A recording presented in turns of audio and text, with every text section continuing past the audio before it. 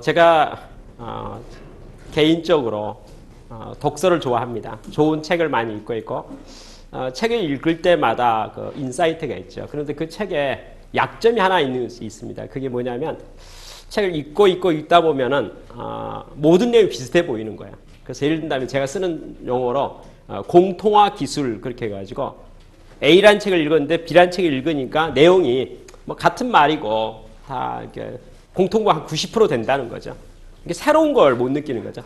다만 뭐 그 책에 대해서 제가 불만은 없습니다. 뭐라고 합니까? 우리가 뭐 back to the basic 그러잖아요. 뭐 기본이 항상 중요한 거니까. 예를 들어서 뭐 성실하게 일해야 된다. 그 말이 어떻게 틀릴 수가 있겠습니까? 다 맞는 말이죠. 그러나 우리가 일반적으로 그런 생활을 결단하지 못하니까 또 그 말 다시 한번 듣고 마음에 새기고 이렇게 하게 되죠. 근데 제가 이 시간에 여러분을 소개할 드릴 책은 뭐 상당히 마음에 드는 책입니다. 뭐냐면 평범함을 벗어나는 책이거든요. 다음을 보여주는 책이에요. 다시 말해서 우리가 일반적으로 접할 수 있는 책은 제가 읽은 책의 90%가 똑같다 이랬잖아요. 그러니까 뭐 맞는 말이긴 하지만은 배운 건 있긴 있지만은 나를 한 단계 더 테이크업 성장시키기에는 좀 한계가 있는. 그렇죠. 그러니까 뭐냐면 우리가 내가 잘해야겠구나, 열심히 해야겠구나, 성실해야 되겠구나, 더 충실해야 되겠구나 이런 마음을 들지만은 내가 내 자신을 변신시키기에는 한계가 있죠. 근데 경쟁으로부터 앞서가기 이 책의 주제는요 그런 뉘앙스가 아니에요. 이게 뭐냐면 현재 하고 있는 모든 것을 탈출해 가지고 새로운 세계에 들어가려면 내 자신을 어떻게 바꿀 것인가 이런 문제거든요. 그러니까 우리에 있어서 제가 보기에 딱 맞는 것 같아요. 그러니까 우리 모두가 사실은 뭐 일신 우일신 그러잖아요. 매일같이 성장하고 발전해 가야 되잖아요. 그런데 뭐 해도 잘 안 되는 것들 많이 있죠. 그러면 그것을 어떻게 탁월해질 것인가 다음 단계 할 것인가를 위해서는 좀 인사이트가 필요하거든요. 그럼 어떤 인사이트를 얻을 것인가 이런 생각을 합니다. 제가 여러분에게 이런 사례를 하나 들을 수가 있을 것 같아요. 어떤 사람이 수학 공부를 하는데요. 챕터 1부터 이제 챕터 10까지 1부터 10까지가 있는데 챕터 1 첫 번째 장을 딱 읽는 순간 재미가 없는 거예요. 챕터 2를 읽어도 재미가 없어요. 3, 4 읽어가는데 이제 걱정이 되기 시작합니다. 그죠? 무슨 말이냐면 이게 갈수록 어려워지면서 부담스러워지는 거야. 그럼 마음이 어떠냐? 이러다가 언제 이 수학을 내가 마스터할까? 겁이 덜컥 난다 이거죠. 그러면 거꾸로 이럴 수도 있어요. 챕터 10을 보는 거예요. 건너뛰는 거죠. 아예 챕터 10을 딱 보면은 당연히 어렵겠지요. 그렇지만 자기로서는 이 책을 정복해야 되니까 그럼 결국은 해야 될 일이지 않겠어요? 그럼 챕터 10에 시간 한 2배 드리는 겁니다. 챕터 10을 다 마스터하고 나서 어떻게 했더니 뭐 시간 들였으니까 이해가 되겠죠. 그래서 챕터 10 이제 감 잡았어요. 감 잡고 나서 앞을 쭉 훑으면 어떻게 될까요? 이건 뭐 공부할 것도 없어요. 그렇죠. 그러니까 저희가 미래를 먼저 가본다 할지 다음 단계를 가가지고 그걸 쫙 감을 잡고 뒤돌아서 내를 보면은 내 자신을 끌어올릴 수가 있어요. 그렇죠. 그러니까 우리가 탁월함의 도전이라는 것은 어떤 거냐면 어떻게 탁월해지는 것인지에 대해서 내가 원리 원칙을 정확히 이해하고 내가 그래야겠다라고 생각하면 사실 거기까지 가기 어려울 수가 있잖아요. 그렇지만은 뭐 할 수 있죠? 현실은 탑할 수 있고 벗어날 수가 있게 되죠. 그죠? 그러니까 경쟁으로부터 앞서가기 이런 말의 뜻이 뭐냐면요. 경쟁이라는 말은 현재 나 같은 사람이 서로 막 이렇게 부딪히고 있는 거죠. 그게 이제 어떤 사람은 그걸 레드오션이라고 그래요. 그래서 경쟁이 심하면 뭐 다 손해보는 거예요. 그죠? 누가 뭐 잘 될 수가 없어요. 누가 좀 잘하고 발목 붙잡아버리고 끌어당겨버리고. 그죠? 근데 경쟁으로부터 앞서가기, 탈출하기, 다음으로 가기. 그죠? 그 주제는 우리에게서 매우 좋은 시사점이 있습니다. 그래서 제가 여러분한테 세 가지 파트로 나누어서 설명하려고 합니다. 첫 번째, 이 책의 내용이 챕터 1, 2, 3인데 뭐 1이 한 40% 정도 분량, 2가 50% 정도 분량, 3가 10%의 분량이에요. 저도 설명을 그 정도 시간 비중, 조금 이렇게 하겠어요. 파트 1은 한 30% 정도 분량, 파트 2를 한 60% 정도 분량, 파트 3는 한 10% 정도 분량. 왜 파트 2가 아주 우리에게서 핵심 원리가 되니까요. 자, 그렇다면 내용에 들어가도록 하겠습니다. 챕터 1, 맨 처음에 나오는 게 뭐냐면 우리가 현재를 어떻게 인식할 것인가에 대한 문제예요. 그러니까 현재 우리가 이제 어떤 일 속에 막 파묻혀 있으니까 내가 내 자신 주제 파악도 못하고 내가 어디에 속해 있는지를 알지를 못하는데 딱 벗어나서요. 나를 한번 이제 조명해 보는 거예요. 나는 지금 누구지? 나는 어떻게 일하고 있지? 나는 어디에 지금 막 잘하려고 하고 있지? 어떤 것이지? 그러니까 현실을 좀 이제 우리가 좀 정확하게 판단해 보자는 거죠. 현재 우리는 어떤 시대에 살고 있냐면요. 빠르게, 보다 빠르게. 그러니까 스피드가 경쟁력. 우리 많이 들어봤잖아요. 스피드가 경쟁력. 그래서 뭐 납기, 단축, 단납기. 그죠? 남들은 뭐 6시간 걸려 나는 3시간 만에. 그죠? 이 스피드. 예를 든다면요. 스피드가 경쟁력의 성공 사례가 너무나 많아요. 우리 주변에 쫙 퍼져 있어요. 그죠? 그러니까 남보다 스피드 있게 해가지고 결과적으로 차별화되고 경쟁력 있게 됐다. 뭐 이런 스토리는 우리 주변에 아주 많아요. 과거도 그렇고 현재도 그렇고 당분간 그럴 것 같아요. 예를 들어 볼까요? 삼성전자는 반도체를 개발하는데 신제품을 개발합니다. 개발하는데 무어라고 하는 아주 세계적인 아주 월드 베스트 최고의 전문가가 있었어요. 반도체 분야 최고 전문가예요. 그 사람은 그 분야의 최고의 전문가이기 때문에 그 사람이 뭐라 하면 하나 법칙이 되고 하나 룰이 되는 거예요. 근데 그 무어라는 사람이 무어의 법칙 무어가 말했다 그 말이에요. 뭐라고 말하냐면 반도체 기술은 워낙 기술의 속도가 빠르기 때문에 신제품이 그러니까 현재보다도 집적도가 2배가 되는 거. 그러니까 동일한 사이즈에서 2배 이상의 메모리 용량이 만들어진 그런 신제품 나오는 것이 1년 반이면 끝난다. 1년 반, 18개월이면 신제품이 이 세상에 나올 수 있다. 그렇게 반도체라고 하는 것은 계속 스피드 있게 넘어간다. 일반적으로 하나의 그런 기술 혁신이 일어나려면 시간이 많이 걸리거든요. 예를 든다면 철강업이라 했잖아요. 철강업 같은 3, 40년 정도. 그런 혁신이 일어나려면. 자동차 산업이 아주 급하게 빨리 돌아간다 해도 5년, 10년. 그죠? 그 정도의 시간을 주고 있는데 거기다 대놓고 뭐라고 하냐면 무어라는 사람이 아니야 반도체는요 이게 아주 기술의 발전이 빠르기 때문에 1년 반, 18개월이면 그게 됩니다. 이렇게 말했어요. 여러분 무어라는 사람이 그렇게 말해서 그 회사 무어라는 사람이 근무하고 있는 최고 기술자로 있는 그 회사 이름이 인텔이에요. 여러분 우리 컴퓨터 보면 인텔 인사이드 인텔이라고 하잖아요. 그 기술 책임자 무어예요. 그럼 아주 인텔이라면서 지금 현재도 아주 뭐 명성이 있잖아요. 그죠? 그런데 삼성전자에서 황창규 씨라고 하는 아주 도전적인 전문가가 도전했어요. 뭐라고 합니까? 나는 12개월 만에 하겠다는 거예요. 세계 최고의 전문가의 무어라는 사람이 18개월 이렇게 말하는 사람들 어우 정말 큰일 났다. 18개월 되면 기존 있는 제품 싹쓸이해버리고 새로운 제품 나온단 말이지 않는가. 그러면 차원이 달라지잖아요. 근데 황창규라는 어떤 전문가가 삼성전자에서 반도체 사업의 총책임을 딱 맡으면서 나는 12개월 만에 하겠다. 그래서 사람들이 좀 기대하면서 정말 그렇죠. 그는 자기 이름을 달아서 무어라는 사람, 무어의 법칙 그래서 자기도 황해 법칙. 황해 법칙은 12달, 1년 만에 이거 발표했어요. 그다음에 신제품을 탁 내놨는데 정말 나와버린 거야. 정말 나왔어요. 그래서 사람들이 깜짝 놀랐죠. 와 대단하다. 그러면서 이렇게 하죠. 아마 꼽을 쳐놓은 게 있거나 이렇게 좀 한 게 있어서 그렇지 정상적으로 한 18개월 걸리는데 왜? 무어라는 사람은 전문가니까 이게 특별히 한 번 12개월 한 거 아니냐 이런 비판의 목소리가 좀 나왔죠. 그러니까 황창규 씨가 기분이 나빠서 아니 무슨 소리냐고 내가 다시 한 번 더 보여주면 될 거 아니야 이렇게 말하죠. 그래서 어떻게 했죠? 또 12개월 만에 제품을 만들었어요. 사람들이 황창규 씨를 전문가로 인정했죠. 또 12개월을 또 내고 무려 7년 동안에 7번에 걸쳐서 황해 법칙을 증명한 사람이 삼성전자의 반도체 책임자예요. 황창규 씨. 7번을 끝내고 나니까 삼성전자 반도체 사업부는 세계 1등이 되고 만 거예요. 그죠? 뭐죠? 그 스피드예요. 남보다 빨리, 그죠? 스피드에 대한 거. 또 하나 이런 것도 있겠죠. 남보다 싸게, 그렇죠? 능률과 효율이라는 말이 뭐였어요? 예를 들면 능률적이다. 그 말은 예를 들어서 5사람이서 1시간에 100개를 만드는데 4사람이서 1시간에 150개를 만들었다. 그렇죠? 그러면 우리가 뭐, 야 잘하네. 능률적이네. 짜임새가 있네. 빈틈이 없네. 낭비가 없네. 아주 효율적이네. 이렇게 말하잖아요. 근데 그것의 아웃풋이 뭐냐면 평가를 해보면 평가 지표가 많이 그중에 코스트. 평가하면 싸게. 그렇죠? 싸게. 남보다 싸게. 그렇죠? 남보다 싸게 만드는 거예요. 남들은 그거 만드는 실력이 없어서 여러 가지 뭐 하다 보니까 준비가 많이 걸려요. 준비 많이 걸려서 어떻게 합니까? 뭐 비용이 많이 들어가는 거죠. 근데 그것을 지혜롭게 잘 분석해가지고 짜임새게 착착착 이렇게 빈틈 없이 착. 그러니까 아주 효과적이고 효율적으로 쫙 이렇게 끝내버리니까 비용이 적게 드는 거예요. 예를 들어서요. 집 짓는 사람 생각해 봅시다. 다리를 뭐 공사한달지 건축에 집을 지으면 공사기간이 반으로 단축됐다는 말은 비용이 반 줄었다는 말하고 비슷한 말이 돼요. 물론 아마 공사기를 반 줄였다는 말은 사람도 조금 더 들어갈 수도 있긴 있겠죠. 그렇지만은 뭐 중장비를 쓴다 할지 모든 걸 사용하는 기간들이 반 준다는 것은 그 고정비 뭐 들어가 픽스드 코스트가 있지 않고 고정비 같은 것들이 많이 절감되기 때문에 결국은 뭐 납기가 공기가 반 줄었다는 말이 비용이 반 줄었다는 말이 이퀄하지 못하면 비싼 말로 통할 수가 있어요. 그래서 사람들이 드디어 또 연구하기 시작한 게 어떻게 하면은 싸게 잘 만들 것인가. 싸게.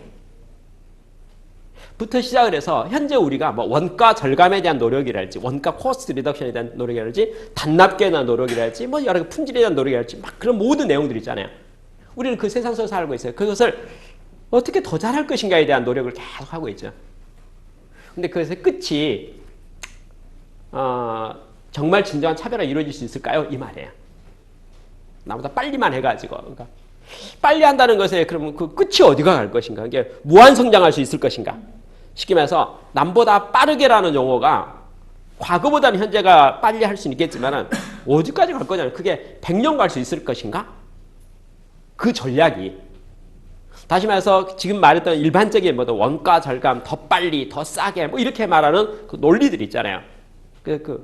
뭐 대량으로 생산해서 더 이렇게 뭐 이런 모든 우리가 지금 속해 있는 이 세상에서 지금 우리에게 계속적으로 압력을 주고요. KPI 하고 계속적으로 우리를 몰아붙이고 있는 그러한 컨셉이라고 하는 것이 어떻게 할까요? 수명이 30년 후에도 그게 유지될 수 있을 것인가 이런 말이에요.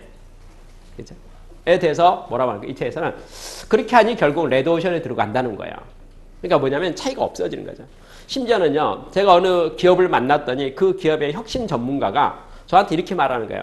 저희 회사가 우리 업계에서는 1등하고 있습니다. 우리가 뭔가 기술 개발에 앞서가면은 한 3개월, 6개월 정도 지나면 우리 동종업계가 다 따라오고 있습니다. 그러면 결국, 저한테는 이런 말이에요. 결국 우리가 아무리 빨리 나가봐봐야 3개월, 6개월 만에 다 따라와 버릴 것 같으면은 과연 빨리 혁신하는 것이 지혜로운 것인지 고민스럽습니다. 그죠? 무슨 해봐야 평준화 되는데. 그렇죠? 해봐야, 그러니까 이게 좀 천천히 갈 필요가 있는 것이 아닌가? 그렇죠?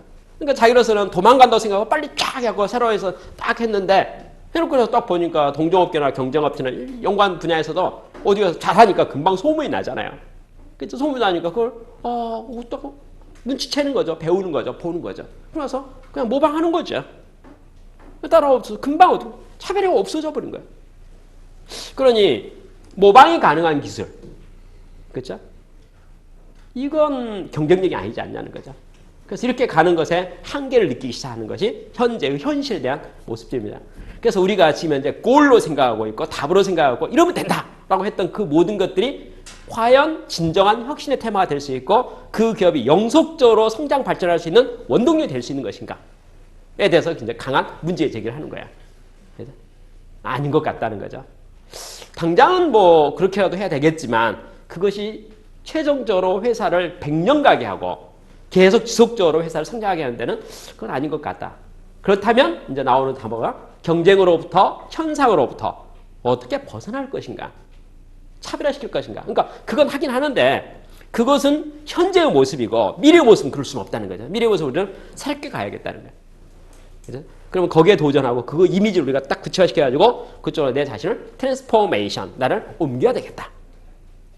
미래로 가가지고 현재를 뒤돌아보고 미래의 모습을 내가 만들어야 되겠다. 여러분 변신에 있어서 아주 중요한 키워드가 있는 게 뭐냐면요. 내가 이대로는 안 살겠다로 결심하는 거예요. 그렇죠? 그러니까 지금 아까 제가 말했던 논리들 있잖아요. 그 논리는 우리가 그 속에 지금 생활하고 있거든요. 그렇죠? 생활하고 있는데 이것의 결과가 어떻게 됩니까? 바람직하지 않다는 거예요. 끝이 아니라는 거예요. 그러니까 이렇게 해서 내가 목적 달성할 수 없다는 거예요. 내가 생각하는 어떤 먼 미래의 타겟들을 달성하는 데는 제한적이고 한계적이라는 거죠. 그럼 우리가 마음먹을 게 뭐냐면 그래 맞아 그건 다 그래 나도 열심히 하고 있고 남도 다 우리 다 그렇게 하고 있는데 나는 그러면 이걸 벗어나서 새로운 모습에서 새로운 이미지로서 내 자신을 재창조해야겠다. 새롭게 만들어야겠다. 이런 문제 제기를 이 책이 파트 1에서 하고 있습니다. 그러면 이제 본론에 들어가서 뭘 바꿀까요? 뭘 할까요? 자, 이 책에서는 지금 이제 극복해야 될 과제가 한 10가지 써놨는데 한번 읽어볼게요. 단어를 보세요. 뭐냐면 예를 들어서 지금 현재는 원가 절감이랄지 가격 인하랄지 서비스 향상이랄지 영업에 집중해야 된달지 성장을 해야 된달지 매출액을 늘려야 된달지 통제를 잘해야 된달지 관리 잘해야 된달지 감시를 잘해야 된달지 조직을 만들어야 된달지 시스템을 만들어야 된달지 리스크 매니지먼트를 해야 된달지 그렇죠? 그 다음에 고객에 원하는 것을 잘 맞춰줘야 된다. 이런 세상에 우리가 살고 있다는 거야.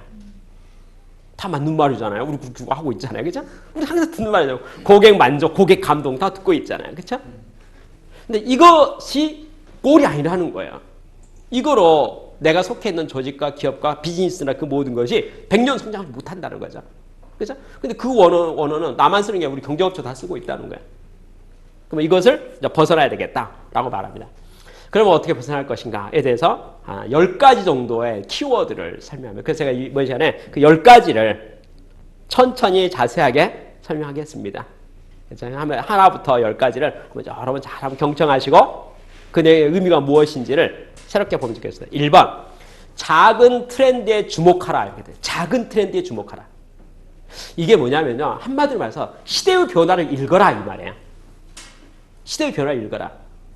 예를 들어서요. 제가 잊지 못하는 엉뚱한 세상이 있어요. 그러니까 여러분은 잘 저보다 이해하고 있지만 제가 이해하지 못하는 세상이 있습니다. 제가 한번 볼까요? 게임의 세상. 저는 익숙하지 않아요. 제가 익숙한 시대는요. 무협지와 만화가 유행했었지 게임에 익숙하지 않았어요. 저는 게임에 대해서 잘 몰라요. 그렇죠. 그렇지만 지금은 게임이 어떻게 됩니까? 모든 상당히 많은 영향력이 있죠. 예를 든다면요. 우리가 잘 아는 회사 이름 중에 한 가지 카카오톡 있잖아요. 카카오톡이 처음에 이렇게 많은 이제 커뮤니케이션, 커뮤니티도 많고 등등했는데 수익성이 별로 좋지 않았대요. 그런데 카카오톡이 어떻게 돈을 벌었는가? 어느 날 이제 드디어 수익 집단이 된 거죠. 이 돈을 벌기 전에. 뭡니까? 게임 서비스를 시작하면서. 애니팡인가요? 빵빵. 그죠? 게임이 카카오톡을 돈 벌어줄 거라고 몰랐어요. 그죠? 여러분, 진짜 우리가 성공하려면 세대 교체 잘해야 돼요. 새술은 새부대 받아야 돼. 그렇죠? 옛날의 생각으로 미래가 존재하지 않아요. 우리 회사가, 우리 조직이, 우리 비즈니스가 잘 되려면 젊은 사람한테 물어봐야 돼요. 10대, 20대한테 물어봐야 돼요. 너희들은 무슨 생각해? 너희들은 뭘 좋아해? 그렇죠? 왜 그럴까요? 시대라고 계속 변화가 생기죠. 지붕 위에 바이올린인가 하는 영화가 있습니다. 그렇죠? 아주 옛날 영화죠. 아주 유럽의 어느 마을에, 시골 마을에, 아주 보수적인 마을에 다양한 사건이 발생합니다. 딸이 몇 있는데 딸들이 전부 자유분방해요. 결론적으로 그 아빠를 엄청나게 당황스럽게 만듭니다. 그렇죠? 예를 들어서 뭐 국제결혼을 한달지 도저히 그 지역에서 상상도 안 하고. 그렇죠? 근데 딸이 그렇게 사건을 저지르는 거야. 그렇죠? 온 동네 사람이 그 딸에 대해서나 아버지, 부모에 대해서 비난의 목소리를 했는데 그 아버지 자기 딸 문제라서 이게 참 중간에 서가지고 어쩌지도 못해요. 자기 딸이 마음에 안 들어요. 그렇죠? 마음에 안 들어요. 그렇죠? 자기 딸인데 어떡하겠어요?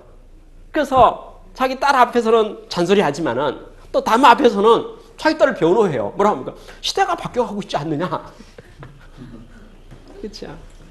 샌드위치 됐던 어떤 사람, 그 시대 변화에 대해서 지붕의 바이올린이라는 영화가 있어요. 그죠? 시대가 어떻게 변화한다는 거예요. 변화. 그러니까 이 세상에 뭐가 존재하냐면 변화가 계속 있다는 것을 지배해요. 그래서 사업을 하거나 빈센이나 뭐든가 할 때 변화의 흐름 있잖아요. 그러니까 어떤 일이 처음부터 빵 터지는 게 시작 단계에 있을 거잖아요. 그리고 이제 성장 단계에 있겠죠. 그리고 시대를 지배하게 되겠죠. 근데 새로운 시작이 뭐냐는 거예요. 새로운 시작이 뭐냐는 거예요. 예를 들어서 제가 여러분 시대의 흐름에 대해서요. 한 가지 예를 들어 볼까요? 우리 10년 전에는요. 스마트폰 없었어요. 그렇잖아요. 10년 전에 없었어요. 그런데 전자기술이 계속 발달하고 IT 기술이 발달하고 컴퓨터 기술이 발달하고 핸드폰 기술이 발달돼 가면서 원래 핸드폰이 원래 기능이 통신 기능이냐고요. 통신. 그렇잖아요. 전화기잖아요. 무선. 그 전화기였거든요. 그런데 내 손에 컴퓨터가 그렇죠? 내 손에 인터넷이 이런 어떤 캐치어를 가지고 드디어 뭐합니까? 스마트폰이 개발되기 시작했고 스티브 잡스가 애플사에서 아이폰을 딱 만들고 스마트폰 만들어서 딱 발매하면서 새로운 역사가 시대가 열린 거죠. 그러니까 그 전에는 그런 기술이 없어서 구현되지 않았었어요. 무슨 말이냐면 인터넷에 메일을 주고받고 나면 어딘가 가야 됐다 그 말이죠. 가서 앉아서 뭘 해야지 됐었지. 그러니까 공간의 장소에 제약을 좀 받은 거예요. 인터넷 접속하고 인터넷이 www 칠 수 있는 어떤 공간이라는 게 있었는 거죠. 근데 지금은 스마트폰 시대가 되면서 내 핸드폰 속에서 필요한 이메일이나 주고받고 모든 것 다.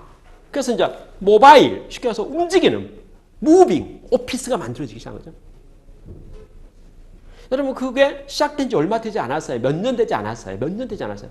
그렇죠. 이미 지금 시대는 완전히 스마트폰 시대가 되고 말았죠. 스마트폰 시대의 바로 이전에 핸드폰 시장에서 최고의 절대 강자는 노키아였어요. 그렇죠? 노키아였어요. 노키아는 절대 강자예요. 핀란드라는 나라를 먹여 살려요. 그 나라를 대표하고 아주 기가 막힌 최고 회사에서 난공불락이었어요. 근데 스마트폰이 참 나오더니, 그렇죠? 갑작스럽게 뭐 애플사의 급성장과 따라붙는 삼성전자의 급성 때문에 노키아가 안절부절 못하는 거죠. LG전자도 안절부절 못하는 거예요. 그 결과 어떻게 되고 말았습니까? 노키아의 마켓셔가 전 세계 시장의 40%가 8%로 추락한 거예요. 시대가 변화 때문에. 전자제품의 IT 분야는 정말 빨라요. 그러니까 계속 바뀌는 거죠. 제가 아는 어느 IT 사장님은요, 벤처기업 사장님은 저한테 이렇게 말해요. 저의 생존 내용이 뭔 줄 압니까? 생존 전략이 뭔 줄 압니까? 그래서 어떻게 해서 생존하셨는데요? 제가 사업을 10년 했어요. 그런데 3년만 지나면 완벽하게 엎었어요. 그렇게. 3년 지나면 폐업하고 다시 신규 사업 시작하고 또 3년에서 3년씩 엎었더니 생존했습니다. 그런데요, 제가 사업을 정리할 때 정리하지 않아서 모든 동종업계 현재 존재하지 않습니다. 시대가 너무 빠르니까, IT 분야 있잖아요. 너무 빠르니까 어떤 사업이 지금 돈이 잘 벌리잖아요. 그 수명이 2, 3년밖에 못 간다는 거예요. 2, 3년 못 가는 그 수명을 계속 붙잡고 있어버리면은 시장이 없어지고 만 거죠. 시대가 바뀌고 만 거예요. 그래서 어떤 변화에 따라 붙어야 되는 거. 다행스럽게도 우리 모두가 IT에 핸드폰에 종사하고 있진 않아요. 이제 다른 사업에 종사한다는 것이 어떤 메리트냐면 스팬이 좀 길다는 거예요. 무슨 말이냐면 나는 뭐 철강 쪽에 관계하고 있습니다. 랄지 나는 뭐 의류산에 관계하고 있습니다. 뭐 산업 분야 있잖아요. 근데 아까 뭐 첨단이라고 말하는 막 빠른 IT 사업이 엄청 스피드가 빨리 이렇게 체인지가 되고 있는데, 그렇죠? 되고 있는데 다른 사람은 그보다는 좀 천천히 가고 있으니까 우리가 좀 정신 좀 차리고 주변 둘러보면은 뭐 합니까? 작은 트렌드를 눈치챌 수 있다는 거죠. 그리고 앞으로 커질 트렌드가 뭔지를 본다는 거죠. 그 시대의 흐름을 보라는 거예요. 그래서 작은 트렌드를 하려면 두 가지를 해야 돼요. 첫째, 자기 방을 벗어나야 돼요. 계속 만나는 사람 계속 만나면 안 돼요. 그렇죠? 왜냐하면 똑같은데요. 그렇잖아요. 내 일상생활이잖아요. 그걸 벗어나야 돼요. 그래서 낯선 사람을 만나야 돼요. 낯선 문화를 가야 돼요. 한마디로 우리가 다 하는 말로 한다면 여행을 해야 돼요. 여행을 해야 돼요. 낯선 곳에 만나. 그러면 뭐합니까? 뉴 트렌드, 새로운 트렌드, 작은 트렌드 눈에 캐치되기 시작하는 거예요. 보이는 거예요. 그래서 내 자신의 일상 모습 속에 있어서 새로운 트렌드는 눈치챌 수 없어요. 왜요? 나는 반복적이니까 감격이 없어요. 나만 감격 없을 거예요. 다 감격 없어요. 그리고 설사 누가 이렇게 아이디어 하더라도 우리 모두가 무시하고 말아요. 왜 그럴까? 나름대로 우리는 고정관념이 있어요. 아, 그건 안 돼. 아, 그건 피하고, 그거 아니야. 이렇게 탁탁 몰아붙이고 말아요. 그죠? 나만 그렇게 생각하는 거, 다 우리는 한통 속이에요. 그래서 우리는 절대적으로 뉴 트렌드 발견 못 해요. 그런데 새로운 사람을 만나잖아요. 처음 만나는 사람이요. 대화하면 그 사람의 모든 코멘트는 신선미가 있어요. 아, 세상에 나 같은 사람은 사는 게 아니구나. 그죠? 그렇죠? 내 주변 사람 전부 나 같은 사람이에요. 근데 난생 처음 만나서 딱 만나서 보면은 그 사람이 뭔가 말하잖아요. 그 말 속에서 아, 그래, 맞아. 지구는 다양성이 있지? 그렇죠? 가치관도 다양성이 있지? 다양하구나. 그래서 우리는 사람을 보면 대화를 들으면서 그 새로운 것을 생각하게 되잖아요. 그러면서 그 말을 우리가 체크해 볼 수 있잖아요. 그것이 새로운 변화의 시작인지 그 변화가 의미가 있는지 우리가 볼 수 있게 돼요. 그래서 차별화를 하려면 첫 번째 일당이 뭐냐면 작은 트렌드에 주목하라는 거예요. 작은 트렌드에 주목하려면 작은 트렌드를 만날 수 있는 환경을 내가 도전하라는 거예요. 그러면 나는 규칙적인 생활, 그렇죠? 나는 딱딱딱 하는 규칙적인 생활에서 일상을 탈피하는 노력의 배려가 좀 필요해요. 예를 들면 나는 매주 토요일 날 오후가 되면 어디 가겠다. 이걸 만들 필요가 있어요. 다시 와서 월요일부터 금요일까지는 일상의 반복일 수가 있잖아요. 그렇죠? 그렇지만은 어느 한 대목을 빼놓을 필요가 있어요. 나는 매주 수요일 저녁은 뭘 하겠다. 제일 좋은 아이디어 하나 내겠습니다. 여러분 우리 주변에 보면 다양한 세미나나 프로그램들이 참 많아요. 좋은 프로그램 많아요. 내 관심이 호기심 있는. 어느 프로그램 보면 매주 수요일 날 저녁에 뭐 한대요. 아니 뭐 어떤 프로그램 매주 토요일 날 뭐 한다고 그러네요. 뭐 프로그램도 있잖아요. 그 프로그램에 내가 관심 있는 프로그램에 참가 신청하는 거죠. 등록하는 거죠. 그 자리에 딱 앉아있으면 어떻게 될까요? 새로운 이야기 많이 듣죠. 그러니까 내가 일상적으로 듣는 이야기 아니잖아요. 여러분 주변에 보면요. 다양한 모임들이 많아요. 뭐 포럼 같은 게 참 많아요. 그러면 내가 평소 가는, 내가 항상 익숙한 포럼이 있어요. 항상 가는 포럼이 있거든요. 항상 내가 접하는 포럼 있잖아요. 그러면 다 이제 나하고 똑같은 사람들이 해요. 그죠? 우리끼리는 우리가 남이가 이런 분위기가 정서가 딱 형성돼 있어요. 근데 그러지 말고, 그러면 안 돼요. 그죠? 아니, 그래갖고는 아까 뉴 트렌드, 작은 트렌드를 발견이 불가능해요. 어떻게 해야 되냐면, 내 주변에 만난 사람들, 우리 친구들 있잖아요. 친구들에서 요새 어떻게 지내? 어떻게 지내? 요새 뭐 해? 이렇게 막 이제 호기심을 묻는 거예요. 물으면, 나 말고 그 친구의 활동 반경이 있잖아요. 그래서 그중에 신기한 말 나오지 않겠어요? 나는 매주 금요일 날, 나는 매주 토요일 날, 한 달에 한 번씩 마지막 주 토요일에는 어디 가? 이런 말 나올 수 있잖아요. 근데 그것이 나하고 영 다르잖아요. 그죠? 그럼 내 친구인데, 내 친구가 가는데 나도 가볼 수 있는 거잖아요. 그러면 내가 한마디 딱 해야죠. 뭐라면, 나도 한번 가볼까? 그런 게 뭐야? 나도 한번 구경 가면 안 돼? 이 말이죠. 그래서 드디어 뭡니까? 그 자리에 가서 앉아있어 보는 거예요. 그러면 평소에 듣지 못하는 새로운 이야기를 많이 듣게 되죠. 그러니까 가만히 팔짱 껴 앉아서 가만히 생각해 보면 시대의 변화가 이제 느껴지는 거예요. 우리가 새로운 변신을 하려면요. 어디에 가야 되냐면 미래에 내 자신을 맞춰야 되거든요. 미래의 모든 것은 현재 징조가 없을 리가 없어요. 예고편이 없을 리가 없거든요. 그렇죠? 현재 예고편이 바로 작은 트렌드예요. 작은 트렌드를 발견하는 노력, 그 노력이 있어야 돼요. 그러니까 내가 미래에 잘해야겠다, 차별화시켜야겠다 한다면 미래의 시대는 어떤 시대가 될 것인가에 대해서 우리가 알아야 되겠는데 그걸 아무도 설명해 주지 않아요. 그래서 설명된다는 것은 이미 그 시대가 왔다는 걸 말하는 거거든요. 자료도 정리되지 않았어요. 파워포인트 자료도 없어요. 프리젠테이션도 해주지 않아요. 누가 정리해 설명해 주지 않아요. 아직 설명할 만한 때가 되질 않은 거예요. 그럼 낌새를 알아야지, 칭조를 알아야지 내가 거기에 대해서 뭔가 맞춰가지고 준비해서 갈 수가 있게 되겠죠. 그러려면 우리가 내가 정말 미래에 차별화를 가지기를 원한다면 1번 작은 트렌드에 주목하라. 그죠? 우리는 거기에 대한 배려와 거기에 노력을 하지 않고는 안 된다는 것을 첫 번째로 여러분한테 말할 수 있어요. 이 책에서 두 번째 키워드 뭐냐면 과거의 성공에 얽매이지 말라 그랬어요. 과거의 성공에 얽매이지 말라. 자, 이게 어떤 의미가 있냐면요. 영국이란 나라의 가장 중요한 가치관 중에 한 가지가 뭐냐면 경험주의라는 게 있어요. 경험주의. 해봐라 이거죠. 해봐라는 거야. 체득하지 않고 해보지 않고 경험되지 않는 것은 진정으로 아는 것이 아니다. 그러니까 실천에 대한 것과 행동에 대한 것과 경험하는 것. 그거에 대한 것을 매우 중요하게 생각해요. 경험주의가 있어요. 근데 경험주의 중에서 우리가 살다 보면은 잘된 경험 있잖아요. 잘된 거. 우리는 잘된 거 있으면 드디어 우리 거의 대부분 사람이 10명 중에 9명이요. 막 자랑하고 싶어 해요. 내가 말이야 하고 이제 레퍼토리에서 나의 성공사를 몇 가지 레퍼토리가 있어서 그것은 만날 때마다 기회 될 때마다 그냥 막 그죠? 내가 말을 많이 하다 보니까 성공사를 말하다 보니까 나도 모르게 내가 내 자신을 세뇌내고 말아요. 그래서 어떻게 합니까? 자기 자신을 만들어 버려요. 나는 어떤 사람이야? 나는 어떻게 성공했어? 내가 뭘 해서 성공한 거야? 내가 성공하려면 뭘 해야 돼? 라고 해서 자기 나름대로 이제 일가견이 생기고 설명하기 시작하죠. 과거 한때 그것 때문에 성공한 건 진실이고 분명히 맞아요. 그래서 오늘이 온 거예요. 과거의 노력의 결과로, 성공의 결과로, 또 이런 많은 사례들의 어떤 결과로 오늘이 온 건 사실이거든요. 그런데 미래가 과거의 연장선상에 있냐는 거예요. 절대 그렇지 않아요. 절대 그렇지 않아요. 여러분 1970년대 대한민국의 고도 성장에 대한 모든 모듈은요. 2013년 이후에 대한민국이라는 사회에서 올 수가 없어요. 그때 상황과 그때 시대 있잖아요. 그때 딱 맞아 모든 게 그래서 그 상황이 만들어진 거거든요. 그건 그때 당시에 종합 예술이에요. 근데 세월이 지난 지금 시대에 그런 게 생길 수가 없어요. 되질 않아요. 불가능해요.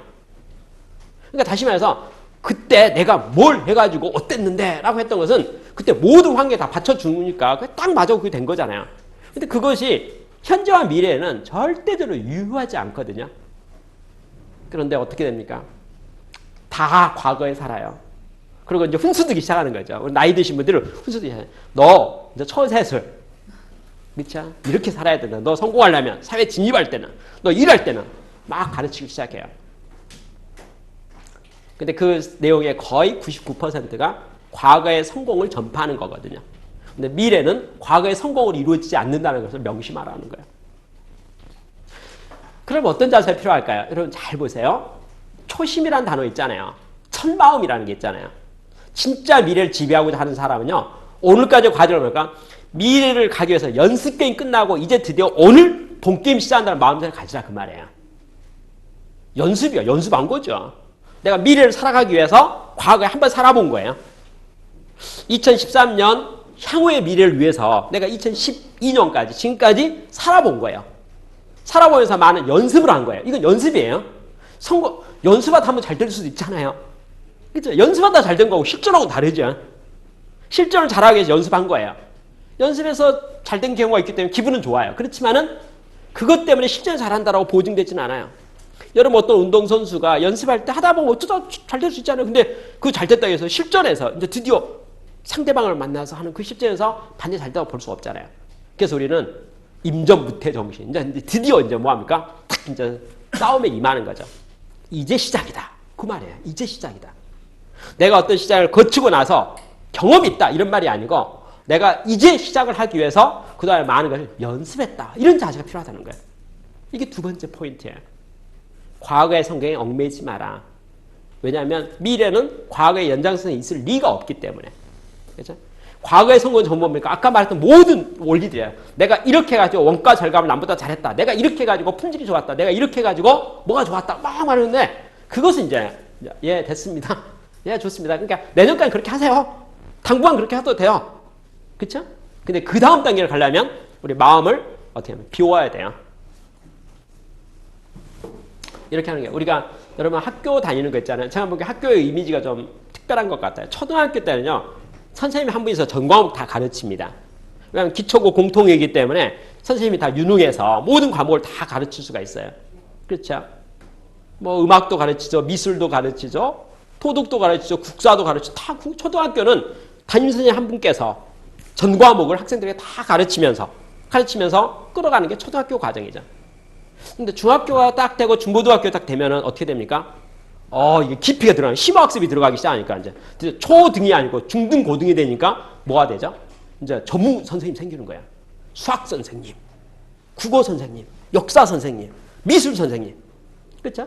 그래서 드디어 뭘까? 해당 분야에 깊이가 있는 심화된 학습을 각각의 선생님으로 배우는 거죠. 초등학교 다닐 때는 한 선생님에게 모든 걸 다 배웠잖아요. 담임 선생님으로부터. 근데 중학교, 고등학교 딱 중고등학교 들어가는 순간 다양한 선생님으로부터 다양한 전문을 깊이 있게 배우기 시작하잖아요. 그렇지만 중고등학교 과정은 어떻게 합니까? 수동적이에요.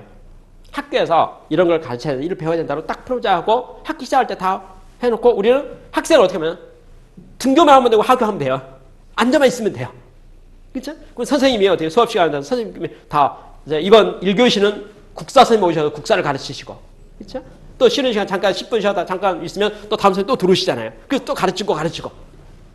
그래서 어떻게 합니까? 가만히 앉아있으면 다양한 전문 선생님들 오셔가지고 짜임새 있게 빈칸 없이 내 공부를 다 할 수 있도록 도와주잖아요.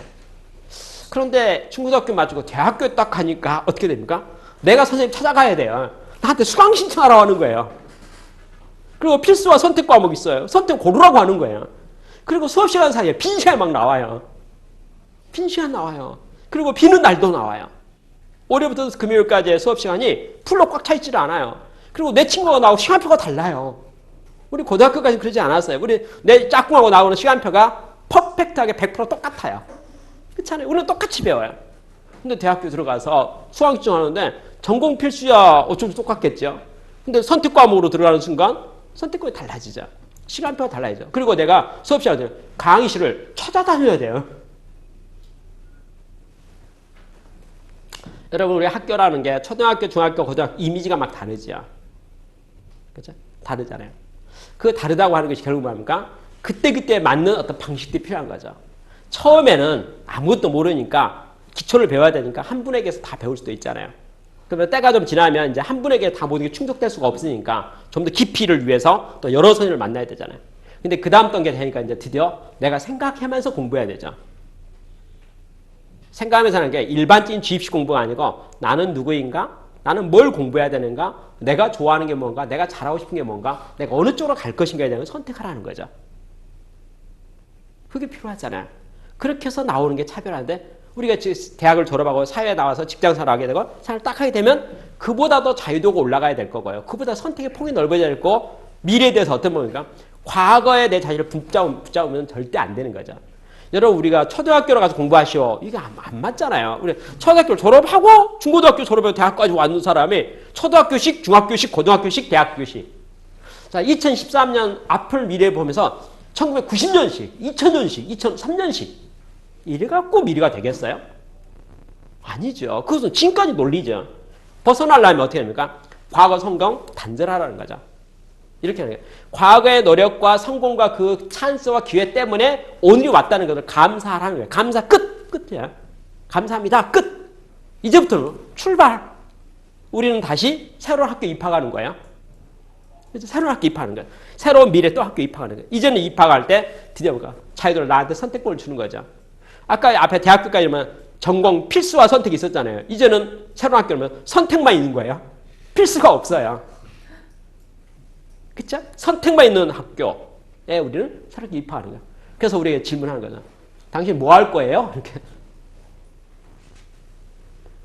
당신의 내일의 24시간을 뭐로 채울 거예요?